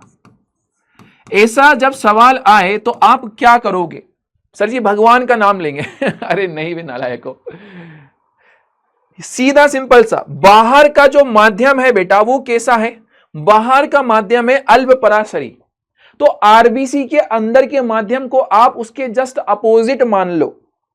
आप मान लो कि आरबीसी के अंदर का जो माहौल है वो कैसा है, अति पराशरी है। मान लो अपने आप, बाहर का दे रखा है अल्प, तो अंदर का अपने आप मान लिया। हमने कहा आरबीसी के अंदर का, ठीक है ना, आरबीसी के अंदर का, आरबीसी के अंदर, आरबीसी के अंदर का जो विलियन है, उसके अंदर का जो विलियन होगा वो कैसा होगा बेटा जी, अति परासरणी, अति परासरणी। ये हमने मान लिया, क्यों? क्योंकि बाहर वाले का इसने बता रखा था वो अल्प परासरी है, तो हमने मान लिया कि अंदर वाला अति है, ठीक है ना। अब आप जानते हो कि पानी जो होता है वो हमेशा बेटा, पानी जो होता है वो हमेशा अल्प परासरी से कहां जाता है, अति परासरी की तरफ जाता है। ये बात मैंने आपको यहां पर सिखाई थी, अल्प से अति की तरफ। तो पानी जो होगा बेटा वो बाहर से कहां जाएगा, अंदर की साइड, आरबीसी के अंदर क्या जा रहा है, पानी। बाहर से अंदर, आरबीसी के अंदर कौन जा रहा है, पानी। जब पानी बाहर से अंदर जाएगा बेटा, तो ये आरबीसी क्या हो जाएगी, फूट जाएगी। आरबीसी के अंदर पानी जाएगा, अंदर पानी जाएगा, और जब पानी आरबीसी के अंदर जाने लगेगा बेटा, तो आरबीसी क्या हो जाएगी बेटा, फूल जाएगी, फूलेगी, और ज्यादा फूलेगी तो फिर क्या हो जाएगी, फट जाएगी, फूलेगी, एवं कुछ देर के बाद, कुछ देर के बाद फूट जाएगी, कुछ देर के बाद फूट जाएगी। क्या आपको मेरी बात ये समझ में आ गई? आरबीसी के अंदर पानी जा रहा है और थोड़ी देर के बाद में जो आरबीसी है बेटा जी वो क्या हो रही है, फूट जा रही है। क्लियर है? मेरी बात आपको इतनी समझ में आ गई है? कोई डाउट है इसमें, कोई कंफ्यूजन है मेरा मुन्ना? पक्की पक्की बातें हैं? चलिए सर जी, इतनी बातें जो हैं वो कहानी के तौर पर आपको समझ में आ गई। एक छोटा सा आपको और कॉन्सेप्ट में बता रहा हूं, कृपया करके इसको सुनना, इसको कृपया करके क्या करना, सुनना। ये यहां से इसको हटा दिया जाए,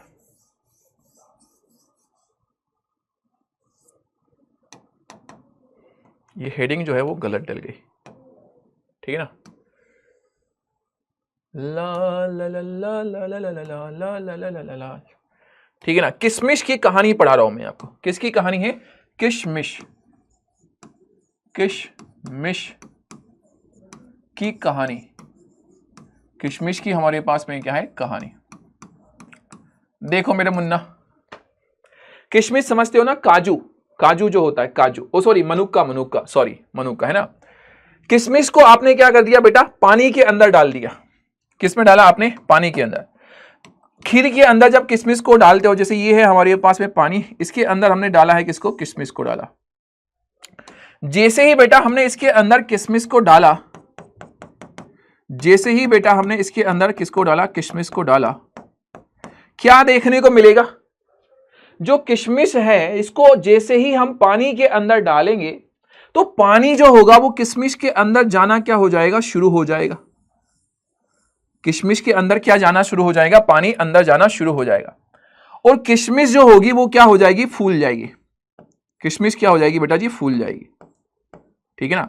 पानी अंदर जाने लगा, और पानी जब अंदर जाने लगेगा, आपको पता है ना किशमिश के अंदर पानी नहीं है, पानी बाहर ज्यादा है, तो ज्यादा से कहां जाएगा, कम की तरफ। जो किशमिश होगी वो क्या हो जाएगी, फूल जाएगी। तो किशमिश को पानी में डाला, फूल गई। क्यों फूल गई बेटा जी? अंतः पराशरण की प्रक्रिया उसके अंदर हुई। जब पानी अंदर जाए तो उसे हम बोले अंतः पराशरण। पराशरण क्या होता है ये तो हमने पढ़ा, लेकिन पानी अंदर अगर जाए तो उसे हम क्या बोलेंगे, अंतः पराशरण की प्रक्रिया उसका हमारे पास में नाम होगा, ठीक है ना। यदि मान लो कि किसी फूली हुई किशमिश को आपने, ठीक है ना, किशमिश को आपने कहां पर रख दिया है, अति परासरणी विलयन के अंदर रखा। किसके अंदर? अति परासरणी विलयन के अंदर रखा। किसको? किशमिश को। कहां पर रखा? अति परासरणी विलयन के अंदर। जब किशमिश को बेटा अति परासरी विलयन के अंदर हम रखेंगे, बाहर का जो विलयन है, बाहर का जो सॉल्यूशन है वो कैसा है, अति। तो किशमिश के अंदर का जो सॉल्यूशन है उसको हम क्या मान लेंगे, अल्प मान लेंगे। उसके अंदर का जो सॉल्यूशन है उसको हम क्या मान लेंगे, अल्प। और ऐसी सिचुएशन में किशमिश के जो अंदर का पानी है बेटा वो क्या होने लगेगा, बाहर आने लगेगा। और जब पानी बाहर आने लगा, पानी जब बाहर आने लगा तो इसी को बेटा हम क्या नाम दे देते हैं, बाह्य पराशरण, इसका हमारे पास में नाम हो जाता है। अंतः का मतलब पानी अंदर आना और बाह्य का मतलब पानी बाहर जाना। पानी का बाहर जाना उसको हम बोल देंगे बाह्य पराशरण, उसका हमारे पास में नाम हो जाएगा। ठीक है मेरे मुन्ना, मेरी बात इतनी समझ में आ गई मेरे लाडले? चलिए सर, ठीक है सर जी, इतनी बात हमें समझ में आ गई। अब आगे की तरफ हम क्या कर रहे हैं, प्रस्थान कर रहे हैं। यहां पर एक छोटा सा कॉन्सेप्ट आता है हमारे पास में, सेल वॉल का, कोशिका भित्ति का हमारे पास में कॉन्सेप्ट आता है। बेटा जी जो कोशिकाएं होती हैं ये अलग अलग तरह से हमें देखने को मिल सकती है। जैसे बेटा जो प्लांट की सेल होती है, किसकी सेल होती है, प्लांट की जो सेल होती है ना, प्लांट की हम सेल की बात करें तो प्लांट की जो सेल होती है, प्लांट की सेल के अंदर बेटा जी हमें देखने को मिलता है, क्या देखने को मिलता है, प्लांट की सेल के अंदर बाहर के साइड, बाहर की तरफ एक हार्ड क्या होती है, कवरिंग होती है। किसके अंदर, प्लांट सेल के अंदर बाहर के साइड पर क्या होती है, एक हार्ड कवरिंग होती है प्लांट सेल के अंदर।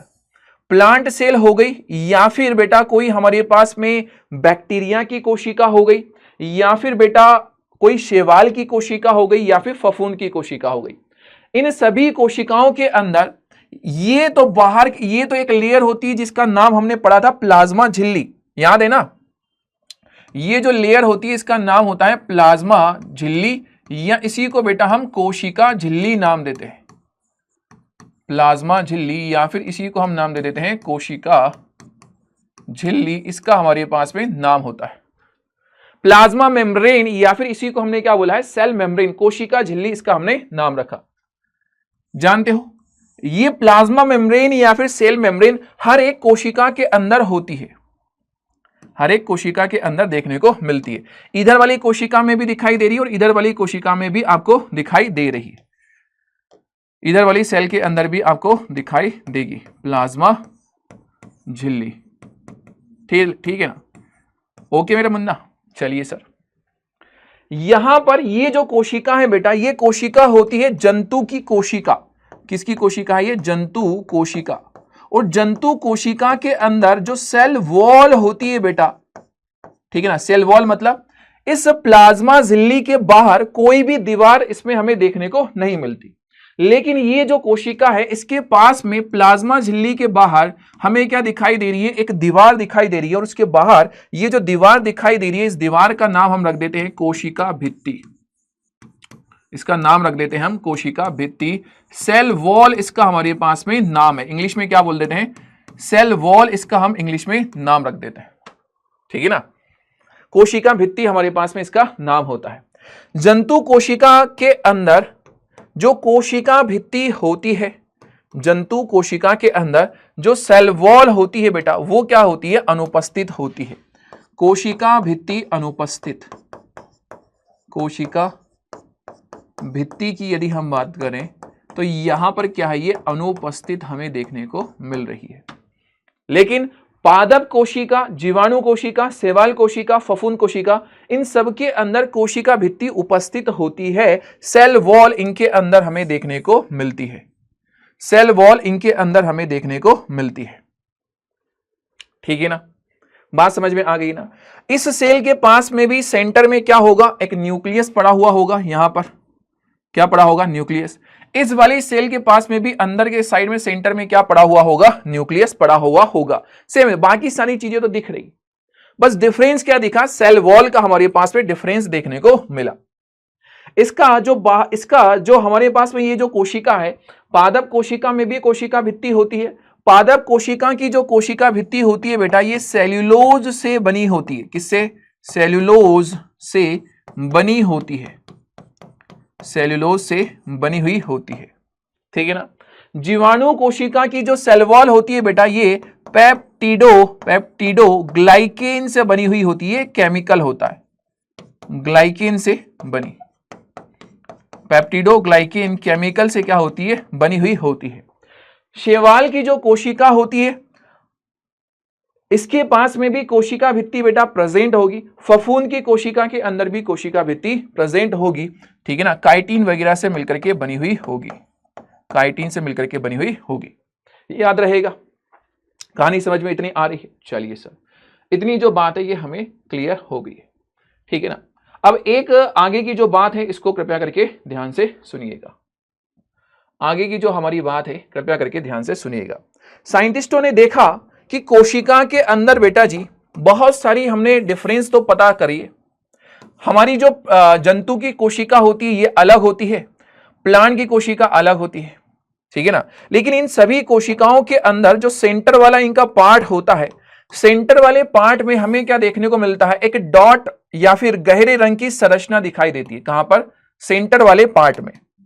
तो सेंटर वाले पार्ट में ये जो संरचना दिखाई दी साइंटिस्टों को, इस संरचना का नाम इन्होंने रखा बेटा क्या? केंद्रक इसका नाम रख दिया। क्या नाम रख दिया? केंद्रक इसका इन्होंने नाम रख दिया। कहां पर दिखाई दे रही है? सेंटर के अंदर, केंद्र के अंदर जो संरचना दिखाई दे रही है गहरे रंग की संरचना थी। कैसी संरचना थी? गहरे रंग की ये संरचना थी। और गहरे रंग की ये जो संरचना दिखाई दे रही है सेंटर के अंदर, इसका नाम इन्होंने क्या रखा? न्यूक्लियस इसका नाम रखा। ये न्यूक्लियस गहरे रंग का था, डॉट आकार का था और कोशिका द्रव्य के मध्य में ये पाया जाता है। आकार कैसा होता है इसका? तो गोल आकार का हो सकता है, अंडे आकार का हो सकता है। ये केंद्रक दोहरी झिल्ली युक्त होता है, मतलब आपको दो अलग अलग इसमें क्या दिखाई दे रही है? मेम्ब्रेन देखने को मिल रही है। एक बाहर के साइड झिल्ली और एक अंदर के साइड, दो अलग अलग क्या दिख रही है आपको? झिल्लियां इसमें दिख रही है, ठीक है ना। आपको दिख रहा होगा कि इसकी दीवार पर कहीं कहीं पर क्या है? छेद दिखाई दे रहा है। जैसे ये एक छेद यहां पे दिखाई दे रहा है, तो इसकी दीवार पर कहीं कहीं पर क्या होते हैं? छेद होते हैं। दीवार पर कहीं कहीं पर ये जो छेद हमें दिखाई दे रहा है, इसे हम नाम दे देते हैं बेटा केंद्रक छिद्र। इसका नाम हो जाता है केंद्रक छिद्र। क्या नाम रख दिया हमने? केंद्रक छिद्र, इसका हमने नाम रख दिया। कहां पर दिखाई दे रहा है? केंद्रक के अंदर। केंद्रक झिल्ली के मध्य में उपस्थित जो छिद्र है बेटा, रिक्त स्थान जो है, उसी को हम केंद्रक छिद्र नाम दे देते हैं, ठीक है। इसके सेंटर वाला जो पार्ट होता है यहां पर प्रेजेंट होता है बेटा क्या? डीएनए। यहां पर प्रेजेंट होता है डीएनए। ये क्या चीज है सर? डीएनए बेटा ये होता है एक आनुवांशिक पदार्थ, मतलब हमारे मम्मी पापा से हमारे अंदर मम्मी पापा के जो लक्षण है वो लेकर के आने वाला यही डीएनए ही होता है। मम्मी पापा से हमारे अंदर कौन सी चीज आती है? डीएनए ही आता है, जिसकी वजह से हम हमारे मम्मी पापा के जैसे दिखाई देते हैं। पूरा नाम होता है इसका डीऑक्सी राइबोन्यूक्लिक अम्ल। डीऑक्सी राइबोन्यूक्लिक अम्ल इसका हमारे पास में पूरा नाम होता है। और ये एक आनुवांशिक पदार्थ है, मतलब हमारे पेरेंट्स से हमारे अंदर आएगा, हमारे अंदर से हमारे बच्चों के अंदर क्या होगा? ये जाएगा, ठीक है ना। चलिए, यहां पर बहुत ज्यादा क्या देखने को मिला? लिक्विड देखने को मिला। बाहर के साइड में ये झिल्ली दिखी, जिसका नाम रख दिया कोशिका झिल्ली, ठीक है ना, कोशिका झिल्ली। और बाहर वाली का नाम था कोशिका भित्ति, हमारे पास में नाम था।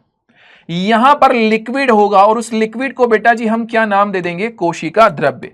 अंदर के साइड में जो लिक्विड होगा उसको हम नाम दे देंगे बेटा कोशिका द्रव्य या साइटोप्लाज्म। अंदर के साइड में हो गया है साइटोप्लाज्म।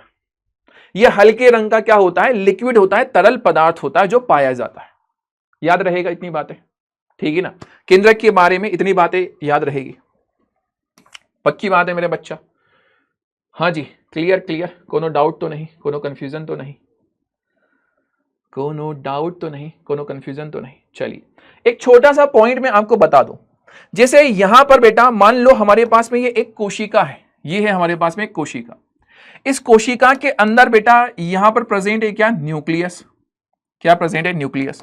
और इसी के पास में बेटा जी यहां पर क्या प्रेजेंट है? यहां पर प्रेजेंट है डीएनए। अंदर के साइड में हमें दिखाई दे रहा है क्या है? डीएनए हमें दिखाई दे रहा है अंदर की साइड, ठीक है ना।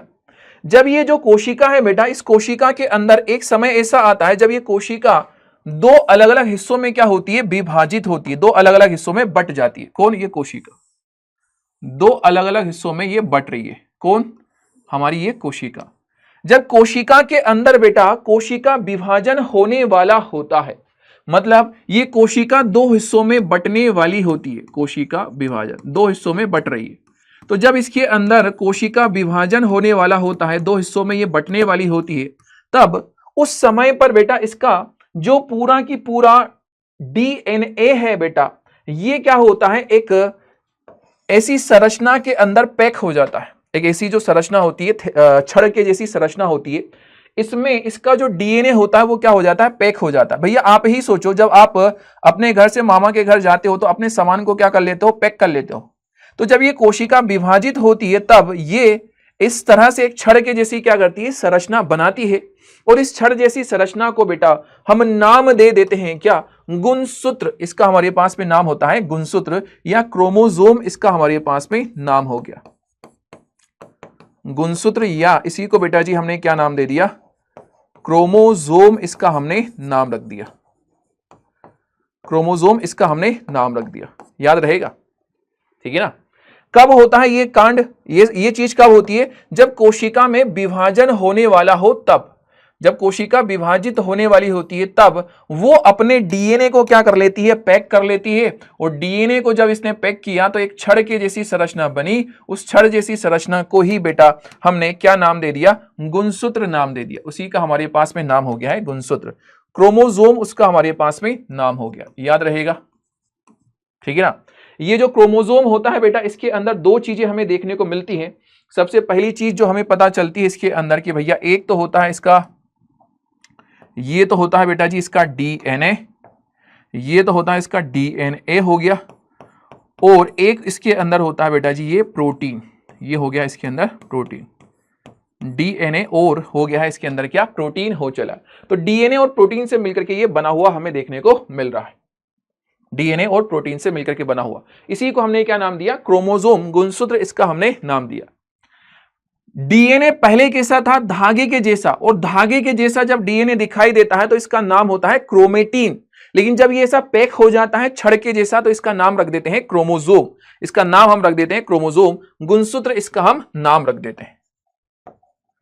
ठीक है मुन्ना, बात समझ में आ गई मुन्ना? चलिए सर, पक्की बात है, इतनी बातें तो समझ में आ गई। चलिए यहां पर ये ध्यान देने वाली बात है बेटा कि जो कोशिकाएं होती हैं, कोशिका इस धरती के ऊपर दो तरह से हमें देखने को मिलती है। एक होती है हमारे पास में प्रोकैरियोटिक कोशिका और एक हमारे पास में होती है बेटा यूकैरियोटिक कोशिका। देखो, प्रोकैरियोटिक कोशिका का मतलब जिसके पास में सब कुछ है बस केंद्रक झिल्ली नहीं है। ऐसी कोशिका जिसके पास में अच्छी से अच्छी चीजें हैं पर उसके पास में केंद्रक झिल्ली नहीं है। कोशिका भित्ति है, कोशिका भित्ति है पर इसके पास में केंद्रक की झिल्ली नहीं है, केंद्रक झिल्ली नहीं है। इसका जो डीएनए है बेटा वो ऐसे ही खुले में पड़ा हुआ रहता है, ऐसे खुले में पड़ा हुआ रहता है, बिखरा हुआ सा। ऐसी कोशिका जिसमें केंद्रक झिल्ली नहीं होती, जिसका आकार क्या होता है, छोटा होता है, उस कोशिका को हम प्रोकैरियोटिक कोशिका नाम दे देते हैं। प्रोकैरियोटिक कोशिका हमारे पास में नाम होता है। और जिन कोशिकाओं के अंदर केंद्रक झिल्ली उपस्थित होगी बेटा, जिन कोशिकाओं के अंदर केंद्रक झिल्ली उपस्थित होती है उन कोशिकाओं को हम नाम दे देते हैं यूकैरियोटिक कोशिका। उनका नाम होता है यूकैरियोटिक कोशिका। जैसे यहां पर ये जो कोशिका आपको दिखाई दे रही है, इस कोशिका को हमने नाम दिया यूकैरियोटिक कोशिका। क्यों? इसके पास में केंद्रक झिल्ली है, इसके पास में केंद्रक झिल्ली है। इसके पास में सेल वॉल भी आपको दिखाई दे रही है, सेल वॉल भी दिखाई दे रही है। ये है जंतु की कोशिका। ये जंतु की कोशिका के पास में भी क्या दिखाई दे रहा है आपको, केंद्रक दिखाई दे रहा है। क्यों? इस केंद्रक के पास में केंद्रक झिल्ली है, इसलिए हमने कहा भैया इसका केंद्रक बहुत अच्छा बना हुआ है। तो जिसके पास में भी प्रॉपर केंद्रक होगा उसे हम नाम दे देंगे बेटा उसको हम नाम दे देंगे यूकैरियोटिक कोशिका। और जिसके पास में भी प्रॉपर केंद्रक झिल्ली नहीं होगी उसको हम बोलेंगे प्रोकैरियोटिक कोशिका। इनका आकार थोड़ा छोटा होता है, इसके पास में क्रोमोसोम की संख्या बहुत कम होती है, इनके पास में क्रोमोसोम बहुत ज्यादा होता है। ये बहुत अच्छी वाली कोशिकाएं होती हैं, ठीक है ना। ये दोनों के अंदर क्या होता है डिफरेंस। तो दो तरह की आपको क्या पता चल गई है, कोशिकाएं पता चल गई है। दो तरह की आपको कोशिकाएं पता चल गई, ठीक है मुन्ना? क्लियर है, कोनो डाउट इसमें? कहानी क्लियर है? चलिए कोशिका के अंदर की कुछ चीजें अब डिस्कस करते हैं कि कोशिका के अंदर क्या क्या और होता है। देखो भैया, मैं आपको एक प्लांट सेल बना करके दिखा रहा हूं। जैसे ये है हमारे पास में एक पादप कोशिका, ये है हमारे पास में एक प्लांट सेल। इस प्लांट सेल के अंदर ये तो है हमारे पास में उसकी कोशिका की झिल्ली, प्लाज्मा मेम्ब्रेन। याद करो, प्लाज्मा मेम्ब्रेन हमारे पास में हो गई, ये हो गई उसकी कोशिका झिल्ली। प्लांट सेल है, प्लांट सेल के पास में ये हो गई उसकी क्या, कोशिका झिल्ली, ये हो गई उसकी कोशिका झिल्ली, ठीक है ना। सेंटर में यहां पर हो गया है बेटा जी उसका क्या, न्यूक्लियस हो गया, ये है उसका न्यूक्लियस। न्यूक्लियस के अंदर न्यूक्लियर मेम्ब्रेन हमें देखने को मिलती है, न्यूक्लियस के अंदर न्यूक्लियर मेम्ब्रेन हमें देखने को मिलती है, ये रही न्यूक्लियर मेम्ब्रेन, ठीक है ना। और यहीं पर प्रेजेंट होगा क्या बेटा जी, डीएनए प्रेजेंट होगा, इस तरह से डीएनए प्रेजेंट है। यहां इस केंद्रक के जस्ट बाजू वाली साइड पर बेटा कुछ इस तरह से संरचनाएं होती हैं, और इन संरचनाओं को बेटा हम नाम दे देते हैं, कुछ इस तरह से संरचनाएं होती हैं, इन संरचनाओं को हम नाम दे देते हैं अंतःप्रदब्बी जालिका। क्या नाम होता है, अंतःप्रदब्बी जालिका, इसका हमारे पास में नाम होता है। तो केंद्रक से जुड़ी हुई कुछ हमें क्या दिख रही है, झिल्लियां दिखाई दे रही है। केंद्रक से जुड़ी हुई जो झिल्लियां होती हैं इनको हम नाम दे देते हैं अंतःप्रदब्बी जालिका, अंतःप्रदब्बी जालिका इसका हमारे पास में नाम होता है, ठीक है ना। इन झिल्लियों के ऊपर ऐसे गोल गोल आकार के कुछ हमें संरचनाएं दिखाई दे रही हैं। इन गोल गोल आकार की संरचनाओं को बेटा राइबोसोम बोला जाता है। क्या बोला जाता है, राइबोसोम। राइबोसोम इसका हमारे पास में नाम होता है, राइबोसोम इसका हमारे पास में नाम होता है। राइबोसोम क्या चीज होती है बेटा, राइबोसोम प्रोटीन को बनाने वाला एक कोशिकांग होता है। किसको बनाने वाला, प्रोटीन को बनाने वाला एक क्या होता है, कोशिकांग। प्रोटीन फैक्ट्री इसको हम नाम दे देते हैं, क्या नाम देते हैं, प्रोटीन फैक्ट्री इसका हमारे पास में नाम होता है, ठीक है ना। अब ये जो झिल्ली हमें दिखाई दे रही है बेटा, झिल्ली से युक्त जो नलिकाओं का हमारे पास में ये जाल दिखाई दे रहा है, ये प्लाज्मा झिल्ली के जैसा ही होता है, प्लाज्मा झिल्ली के समरूप होता है, बहुत ज्यादा लंबी होती है, नलिकाकार या आयताकार संरचना के रूप में हमें यह दिखाई देता है, ठीक है ना, दिखाई हमें दे रहा है। इसमें दो अलग अलग कंडीशन होती है बेटा। इस पूरी की पूरी झिल्ली को हम नाम दे देते हैं, क्या है ये, अंतःप्रदब्बी जालिका, इसका नाम होता है अंतःप्रदब्बी जालिका, ठीक है ना। अंतःप्रदब्बी जालिका इसका हमने नाम रख दिया। इसके काम क्या होते हैं, ये बहुत सारी जो जैव रासायनिक क्रियाएं होती है उनका क्रिया स्थल होता है। मतलब बहुत सारी जो भी हमारी बॉडी के अंदर रिएक्शंस होती है वो सारी की सारी इसी जगह पर होती है, इसी अंतःप्रदब्बी जालिका के अंदर होती है। इस अंतःप्रदब्बी जालिका के दो प्रकार होते हैं। सबसे पहला बेटा, इसका कुछ ऐसा हिस्सा होता है जहां पर आपको क्या दिखाई देंगे, राइबोसोम दिखाई देंगे। यदि राइबोसोम है, यदि राइबोसोम दिखाई दे रहे हैं तो उस वाली अंतःप्रदब्बी जालिका को बेटा हम बोलेंगे खुरदुरी अंतःप्रदब्बी जालिका। क्या बोलेंगे, खुरदुरी अंतःप्रदब्बी जालिका। जिसके ऊपर राइबोसोम दिखाई देंगे उसको हम बोलते हैं खुरदुरी अंतःप्रदब्बी जालिका। खुरदुरी हमारे पास में हो गई है अंतःप्रदब्बी जालिका, खुरदुरी अंतःप्रदब्बी हमारे पास में जालिका। जिसके ऊपर बेटा क्या देखने को मिलेगा, जिसके ऊपर हमें देखने को मिलेगा राइबोसोम, उसको हम नाम दे देंगे खुरदुरी अंतःप्रदब्बी जालिका, खुरदुरी अंतःप्रदब्बी जालिका। और जिसके ऊपर राइबोसोम नहीं होगा, जिसके ऊपर राइबोसोम नहीं होगा बेटा, उसका नाम हो जाएगा चिकनी अंतःप्रदब्बी जालिका, उसका नाम हो जाएगा चिकनी अंतःप्रदब्बी जालिका, उसका हमारे पास में नाम हो जाएगा। जिसके ऊपर राइबोसोम नहीं है वो चिकनी सी दिख रही है, इसलिए उसका नाम हो गया चिकनी। और जिसके ऊपर राइबोसोम दिखाई दे रहा है उसका नाम हो गया है क्या, खुरदुरी अंतःप्रदब्बी जालिका हमारे पास में नाम हो गया, ठीक है ना। ओके सर, क्लियर है सर, डन है, डन है, डन है। चलिए भाई साहब, यहां पर आपने डायग्राम जो अभी देखा, इसके अंदर मैंने आपको पहली चीज जो बताई वो बताई कोशिका भित्ति बताई। पहली जो चीज मैंने आपको बताई वो है कोशिका भित्ति, ठीक है ना। सुनते हुए जाओ, समझते हुए जाओ। पहली चीज बताई कोशिका भित्ति। यहां पर ये हो गई हमारे पास में प्लाज्मा मेम्ब्रेन, ये हो गई है कौन, प्लाज्मा मेम्ब्रेन। यहीं पर हो गया है कौन, न्यूक्लियस, ये हो गया हमारे पास में कौन, न्यूक्लियस। ये है यहां पर न्यूक्लियस, इस तरह से।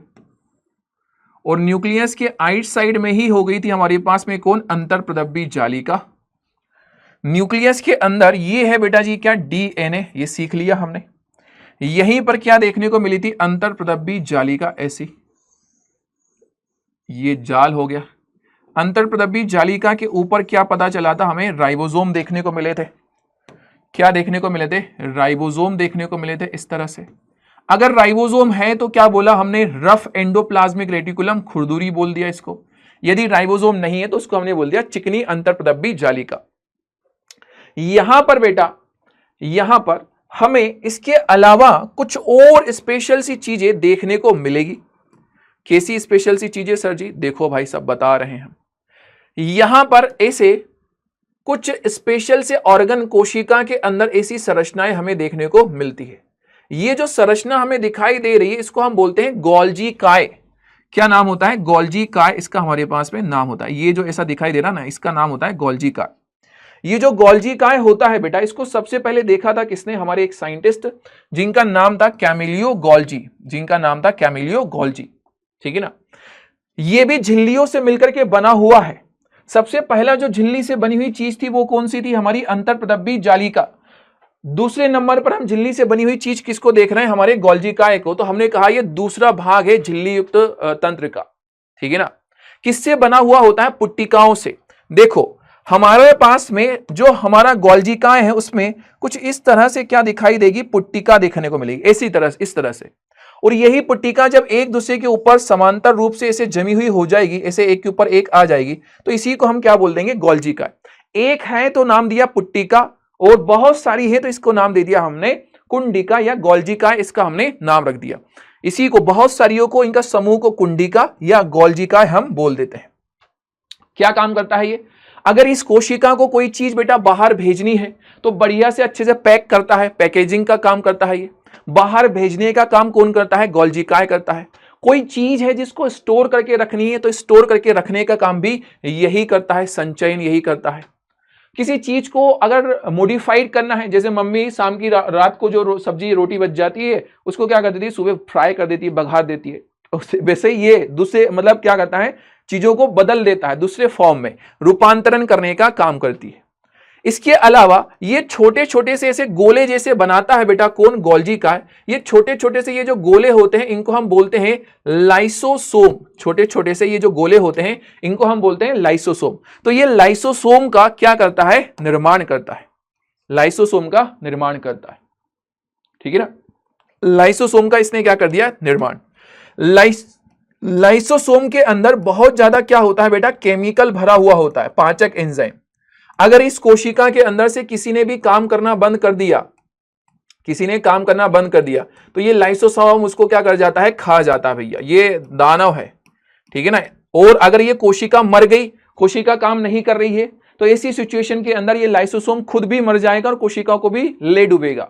इसलिए हम इसको बोलते हैं ये सुसाइडल बेग होता है। कौन? लाइसोसोम, ठीक है ना। गोल्जी काय से बनता है, झिल्ली से घिरा हुआ है। इसके अंदर बहुत ज्यादा पाचक एंजाइम होते हैं, और अगर कोशिका काम नहीं कर रही है तो खुद भी मर जाएगा और कोशिका को भी क्या कर लेगा? मार लेगा। इसलिए हम बोलते हैं कि भैया ये क्या होता है? आत्महत्या की थैली होता है, सुसाइडल बैग होता है। खुद ब खुद खत्म कर देगा कोशिका को। इसलिए हमने कहा ये क्या हो गया? सुसाइडल बैग हो चला है, ठीक है ना। सुसाइडल हमारे पास में बैग हो गया। चलिए अब बारी है उसकी जिसकी जरूरत भैया आपको बहुत ज्यादा होती है? नाम है उसका क्या? माइटोकॉन्ड्रिया। इसकी जरूरत आपको बहुत ज्यादा क्यों है? अरे भैया इसी से तो एनर्जी मिलती है, ठीक है ना। इससे क्या मिलती है? एनर्जी। अब माइटोकॉन्ड्रिया कहां पर? सेल के अंदर ही पाया जाएगा, कोशिका के अंदर। कौन पाया जा रहा है? माइटोकॉन्ड्रिया। जैसे यहां पर देखो, ये है इस तरह से संरचना, ये होता है माइटोकॉन्ड्रिया, ये है माइटोकॉन्ड्रिया, ऐसा पाया जाता है। माइटोकॉन्ड्रिया जो होता है बेटा, इसकी खासियत है कि ये दो अलग अलग झिल्लियों से मिलकर के बना हुआ होता है। कितनी झिल्लियों से?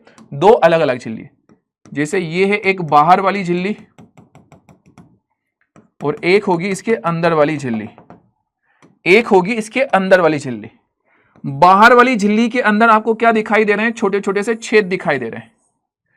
बाहर वाली झिल्ली के अंदर छोटे छोटे से छेद दिखाई दे रहे हैं। अंदर वाली झिल्ली के अंदर आपको क्या दिखाई देगा? थोड़े थोड़े से ऐसे उभार जैसे आपको दिखाई देंगे, थोड़े ऐसे उभार आपको दिखाई देंगे। इसके पास में अपना खुद का क्या होता है? इसका पास में अपना खुद का डीएनए होता है, इसके पास में खुद का अपना राइबोसोम होता है। खुद का क्या होगा? डीएनए होगा खुद का, इसके पास में अपना राइबोसोम आपको देखने को मिलेगा। अमीर व्यक्ति है, इसके पास में अपना पर्सनल क्या है? डीएनए है। इसके पास में अपना पर्सनल ही क्या हो गया है? राइबोसोम भी हो गया है। ठीक है ना, दोहरी झिल्ली युक्त होता है, दो अलग अलग झिल्लियों से मिलकर के बना हुआ होता है। और ये क्या करता है बेटा, एनर्जी को बनाने का काम करता है। इसलिए हम बोलते हैं कि ये पावर हाउस होता है, हमारी बॉडी का ये पावर हाउस है, पावर हाउस ऑफ सेल, ऊर्जा ग्रह होता है। कैसा होता है, ऊर्जा ग्रह होता है। पहली बात जो मैंने आपको बताई, दोहरी झिल्ली युक्त है, दोहरी झिल्ली युक्त हो गया, दोहरी झिल्ली युक्त, ठीक है ना। क्या देखने को मिलता है, खुद का डीएनए प्लस राइबोसोम जो होता है इसके पास में वो उपस्थित होता है, डीएनए और राइबोसोम खुद का उपस्थित है, डीएनए और राइबोसोम क्या हो गया, इसके पास में खुद का उपस्थित हो गया। और इसी को हम क्या बोलते हैं बेटा, पावर हाउस बोलते हैं या फिर ऊर्जा घर इसका हमारे पास में नाम होता है। पावर हाउस ऑफ सेल या ऊर्जा घर इसका हमारे पास में नाम होता है, याद रहेगा। चलिए, इतनी चीजें हमने डिस्कस कर ली। इस सब के अलावा हमारी जो प्लांट कोशिकाएं होती हैं उसके पास में एक स्पेशल सी चीज होती है बेटा, जिसको हम बोलते हैं लवक या प्लास्टिड बोलते हैं। ये केवल प्लांट कोशिकाओं के अंदर होता है और माइटोकॉन्ड्रिया के जैसे ही हमें दिखाई देता है। इसका काम क्या होता है लवक का, दो तरह से होते हैं लवक। एक तो होता है बेटा वर्णी लवक या इसी को हम बोलते हैं क्रोमोप्लास्ट, एक होता है हमारे पास में अवर्णी लवक या इसी को हम बोलते हैं ल्यूकोप्लास्ट। वर्णी लवक या जो क्रोमोप्लास्ट होते हैं बेटा, इन्हीं को हम बोलते हैं ये रंगीन लवक है, ठीक है ना। इसमें हो सकता है कि हरा कलर आए या फिर हो सकता है ये पीला या फिर नारंगी रंग दे दे। अगर हरा रंग का होता है तो हम बोलते हैं वो क्लोरोप्लास्ट है या हरित लवक हमारे पास में हो गया। पौधे के सारे हरे भागों के अंदर क्या पाया जाता है, क्लोरोप्लास्ट पाया जाता है, हरे रंग का लवक पाया जाता है। और जो फल फूल होते हैं जो कि भैया लाल पीले हरे नीले नारंगी कलर के होते हैं, वहां पर बेटा कौन पाया जाता है, वर्णी लवक पाया जाता है, ठीक है ना। हरित लवक कहां पर, हरे भागों के अंदर। और जो वर्णी लवक होगा वो कहां पर पाया जाएगा, पुष्प फूल के अंदर हो गया, फल के अंदर हो गया, जहां पर भी स्पेशल से कलर होते हैं। जो अवर्णी लवक होते हैं ल्यूकोप्लास्ट, इनका सीधा सिंपल सा काम होता है, ये रंगहीन है और सिर्फ स्टोरेज करने का काम करेगा, चीजों को स्टोर करने का काम करेंगे, बस इससे ज्यादा कोई काम नहीं करेंगे, सिर्फ स्टोर करने का काम इनके पास में होता है, स्टोर करके रखने का, बस इतना ही इनके पास में काम होता है।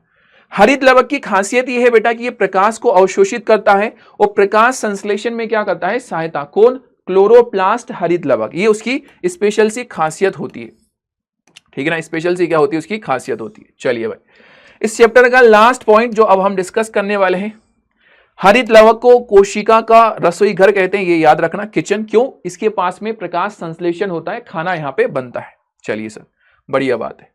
लास्ट पॉइंट, कोशिका विभाजन क्या होता है, इसको मैं समझा रहा हूं बेटा। एक कोई कोशिका है, ये कोशिका से नई कोशिका जब बनती है तो इस प्रक्रिया को हम बोलते हैं कोशिका विभाजन। एक कोशिका से जब नई कोशिका का निर्माण होगा तो इसी को हम बोलते हैं कोशिका विभाजन। अब देखो, कोशिका विभाजन होता है तो नई कोशिका बनती है, ये क्या है, नई कोशिका। इसको हम संतति कोशिका या इसी को हम पुत्री कोशिका भी बोल सकते हैं। और पुरानी वाली जो कोशिका होती है जिससे कि नई कोशिका बनी, इसको हम बोलते हैं मातृ कोशिका, मदर सेल इसका हमारे पास में नाम होता है। मातृ कोशिका या मदर सेल इसका हमारे पास में नाम होता है, ठीक है ना। क्यों होता है कोशिका विभाजन, हमारे शरीर में कहीं पर टूट फूट हो गई, मान लो नाखून झड़ गया तो नया बनना है, स्किन अगर कट गई तो नई स्किन बनना है, मरम्मत के लिए, नई कोशिका को बनाने के लिए, युग्मक के निर्माण के लिए। जैसे मनुष्य के अंदर, पुरुष के अंदर शुक्राणु बनता है, मादा के अंदर, स्त्री के अंदर अंडाणु बनता है। ये युग्मक का निर्माण होता है किसके द्वारा, कोशिका विभाजन के द्वारा। कोशिका विभाजन हमें दो तरह से देखने को मिलता है। पहला तो होता है हमारे पास में समसूत्री विभाजन। इसका मतलब क्या, अगर एक कोशिका विभाजित होकर के दो कोशिकाओं को बनाए और इसमें जो गुणसूत्र है उसकी संख्या क्या रहे, सेम रहे। जैसे इस कोशिका के पास में 46 गुणसूत्र थे, तो बनने वाली जो नई कोशिका है पुत्री कोशिका, उसके पास में भी कितने गुणसूत्र हैं, 46। यदि गुणसूत्र की संख्या में कोई चेंज नहीं हो रहा है तो उसे हम बोलते हैं समसूत्री विभाजन, ठीक है ना। एक कोशिका से दो नई कोशिका का निर्माण होता है, ठीक है ना। हमारे शरीर में वृद्धि अगर होना है तो वहां पर हमें समसूत्री विभाजन चाहिए। कोशिकाओं की मरम्मत के लिए क्या चाहिए होता है, समसूत्री। दूसरा जो विभाजन होता है वो होता है अर्धसूत्री विभाजन। अर्धसूत्री विभाजन मतलब एक कोशिका में विभाजन होगा, पहले 2 कोशिका बनेगी, फिर ये भी दोनों विभाजित हो जाएगी तुरंत, और टोटल कितनी बनेगी 4। तो जब एक कोशिका से 4 कोशिकाओं का निर्माण हो तो इस विभाजन को अर्धसूत्री विभाजन बोलेंगे। और इसमें बेटा गुणसूत्र की, जैसे इसके पास में 46 गुणसूत्र है, तो बनने वाली नई कोशिकाओं के पास में गुणसूत्र कितने रहेंगे? आधे रहेंगे, ठीक है ना। समसूत्री विभाजन के अंदर गुणसूत्र जितने उसके पास होते हैं उतने ही इसके पास होते हैं, पर अर्धसूत्री के अंदर ऐसा नहीं होता। अर्धसूत्री के अंदर क्रोमोसोम का जो नंबर होता है वो कम हो जाता है, गुणसूत्र की संख्या कम हो जाती है। यहां पर 46 थे तो यहां पे आधे हो जाएंगे, यहां पे अगर 20 होंगे तो यहां पे 10 हो जाएंगे, यहां पे अगर 10 होंगे तो यहां पे 5 हो जाएंगे, इनके पास में 5 5 5 5 आएंगे, ठीक है ना। क्लियर है। युग्मकों के निर्माण में अर्धसूत्री विभाजन होता है। जब गैमीट का फॉर्मेशन होता है तो अर्धसूत्री विभाजन होता है। ऐसा क्यों होता है सर? ऐसा क्यों अर्धसूत्री ही क्यों होता है? बेटा हर एक जीव के अंदर, इस धरती के ऊपर हर एक जीव के अंदर गुणसूत्र की संख्या हमेशा फिक्स होती है। हमारे मनुष्यों के अंदर 46 गुणसूत्र होते हैं। अगर एक आधा गुणसूत्र ऊपर नीचे हुआ तो फिर समझना भैया काम खत्म, मनुष्य नहीं फिर कुछ और बन जाएगा, एलियन बन जाएगा, सोच लेना। अगर एक भी गुणसूत्र ऊपर नीचे हुआ तो लफड़ा हो जाता है। जैसे मैं आपको एग्जांपल दे रहा हूं, मनुष्यों के अंदर होते हैं 46 गुणसूत्र बेटा, पुरुष के अंदर भी 46, स्त्री के अंदर भी 46। मान लो पुरुष के अंदर समसूत्री विभाजन हुआ और उससे कौन बना? शुक्राणु। तो समसूत्री विभाजन में गुणसूत्र की संख्या सेम रहती है, शुक्राणु में 46 आ गए। स्त्री में भी समसूत्री विभाजन हुआ, अंडाणु बना, उसमें आ गए 46। शुक्राणु और अंडाणु दोनों मिलेंगे तो बाबूलाल नाम का एक बच्चा पैदा हुआ, उसमें गुणसूत्र कितने हो गए? 92 हो गए। मनुष्य में तो 46 होना चाहिए, यहां पे 92 हो गए। भैया ये मनुष्य का बच्चा कहलाएगा क्या? नहीं भैया, ये मनुष्य का बच्चा नहीं होगा, समसूत्री विभाजन नहीं होता। ये देखो इधर, यहां पर पुरुष के अंदर अर्धसूत्री विभाजन हुआ, शुक्राणु बने, अर्धसूत्री विभाजन में गुणसूत्र आधे हो जाते हैं, 23 हो गए। यहां पर भी 23 हो गए। जब शुक्राणु और अंडाणु मिले तो कितने हो गए? 46। और 46 गुणसूत्र वाला कौन होता है? मनुष्य। तो ये बाबूलाल होगा, मनुष्य का बच्चा होगा। तो अर्धसूत्री विभाजन कब होता है? युग्मकों के निर्माण के समय पर होता है, ठीक है ना। चलिए, ये है आपके पास में कुछ आईएमपी से पॉइंट जो मैं आपको जाते जाते बताता हुआ जा रहा हूं। मैंने आपको ये सिखाया। कोशिका का नियंत्रण कक्ष केंद्रक होता है। किचन किसको बोलते हैं? हरित लवक को। संग्रहण थैली राजधानी को। पाचक थैली लाइसोसोम को। पैकिंग करने वाला गाल्जी का है। Power house mitochondria. और अभिगमन चैनल कौन होता है? अंतर्प्रदब्बी जाली का, ठीक है ना। चलिए, यहां पर हमने इस पूरे के पूरे आज के इस वीडियो में सेशन में बेटा हमने क्या किया है? डिस्कस किया है हमारा ये पूरा चैप्टर। आई होप सो आपको सारी बातें अच्छे से समझ में आ गई होंगी, ठीक है ना। वीडियो कैसा लगा और अपनी जो राय है वो कमेंट सेक्शन में जरूर देना, ठीक है ना, ठीक है ना। तो मिलते हैं इसी के साथ में किसी नए वीडियो के अंदर। तब तक के लिए बाय बाय, टेक केयर, अपना ध्यान रखिएगा, बहुत बढ़िया रहिएगा, ठीक है ना। चलिए, और आप कहाँ से ये वीडियो देख रहे हैं ये भी मुझे कमेंट के अंदर जरूर बताइएगा। ओके बच्चा, चलिए बाय, टेक केयर, जय हिंद।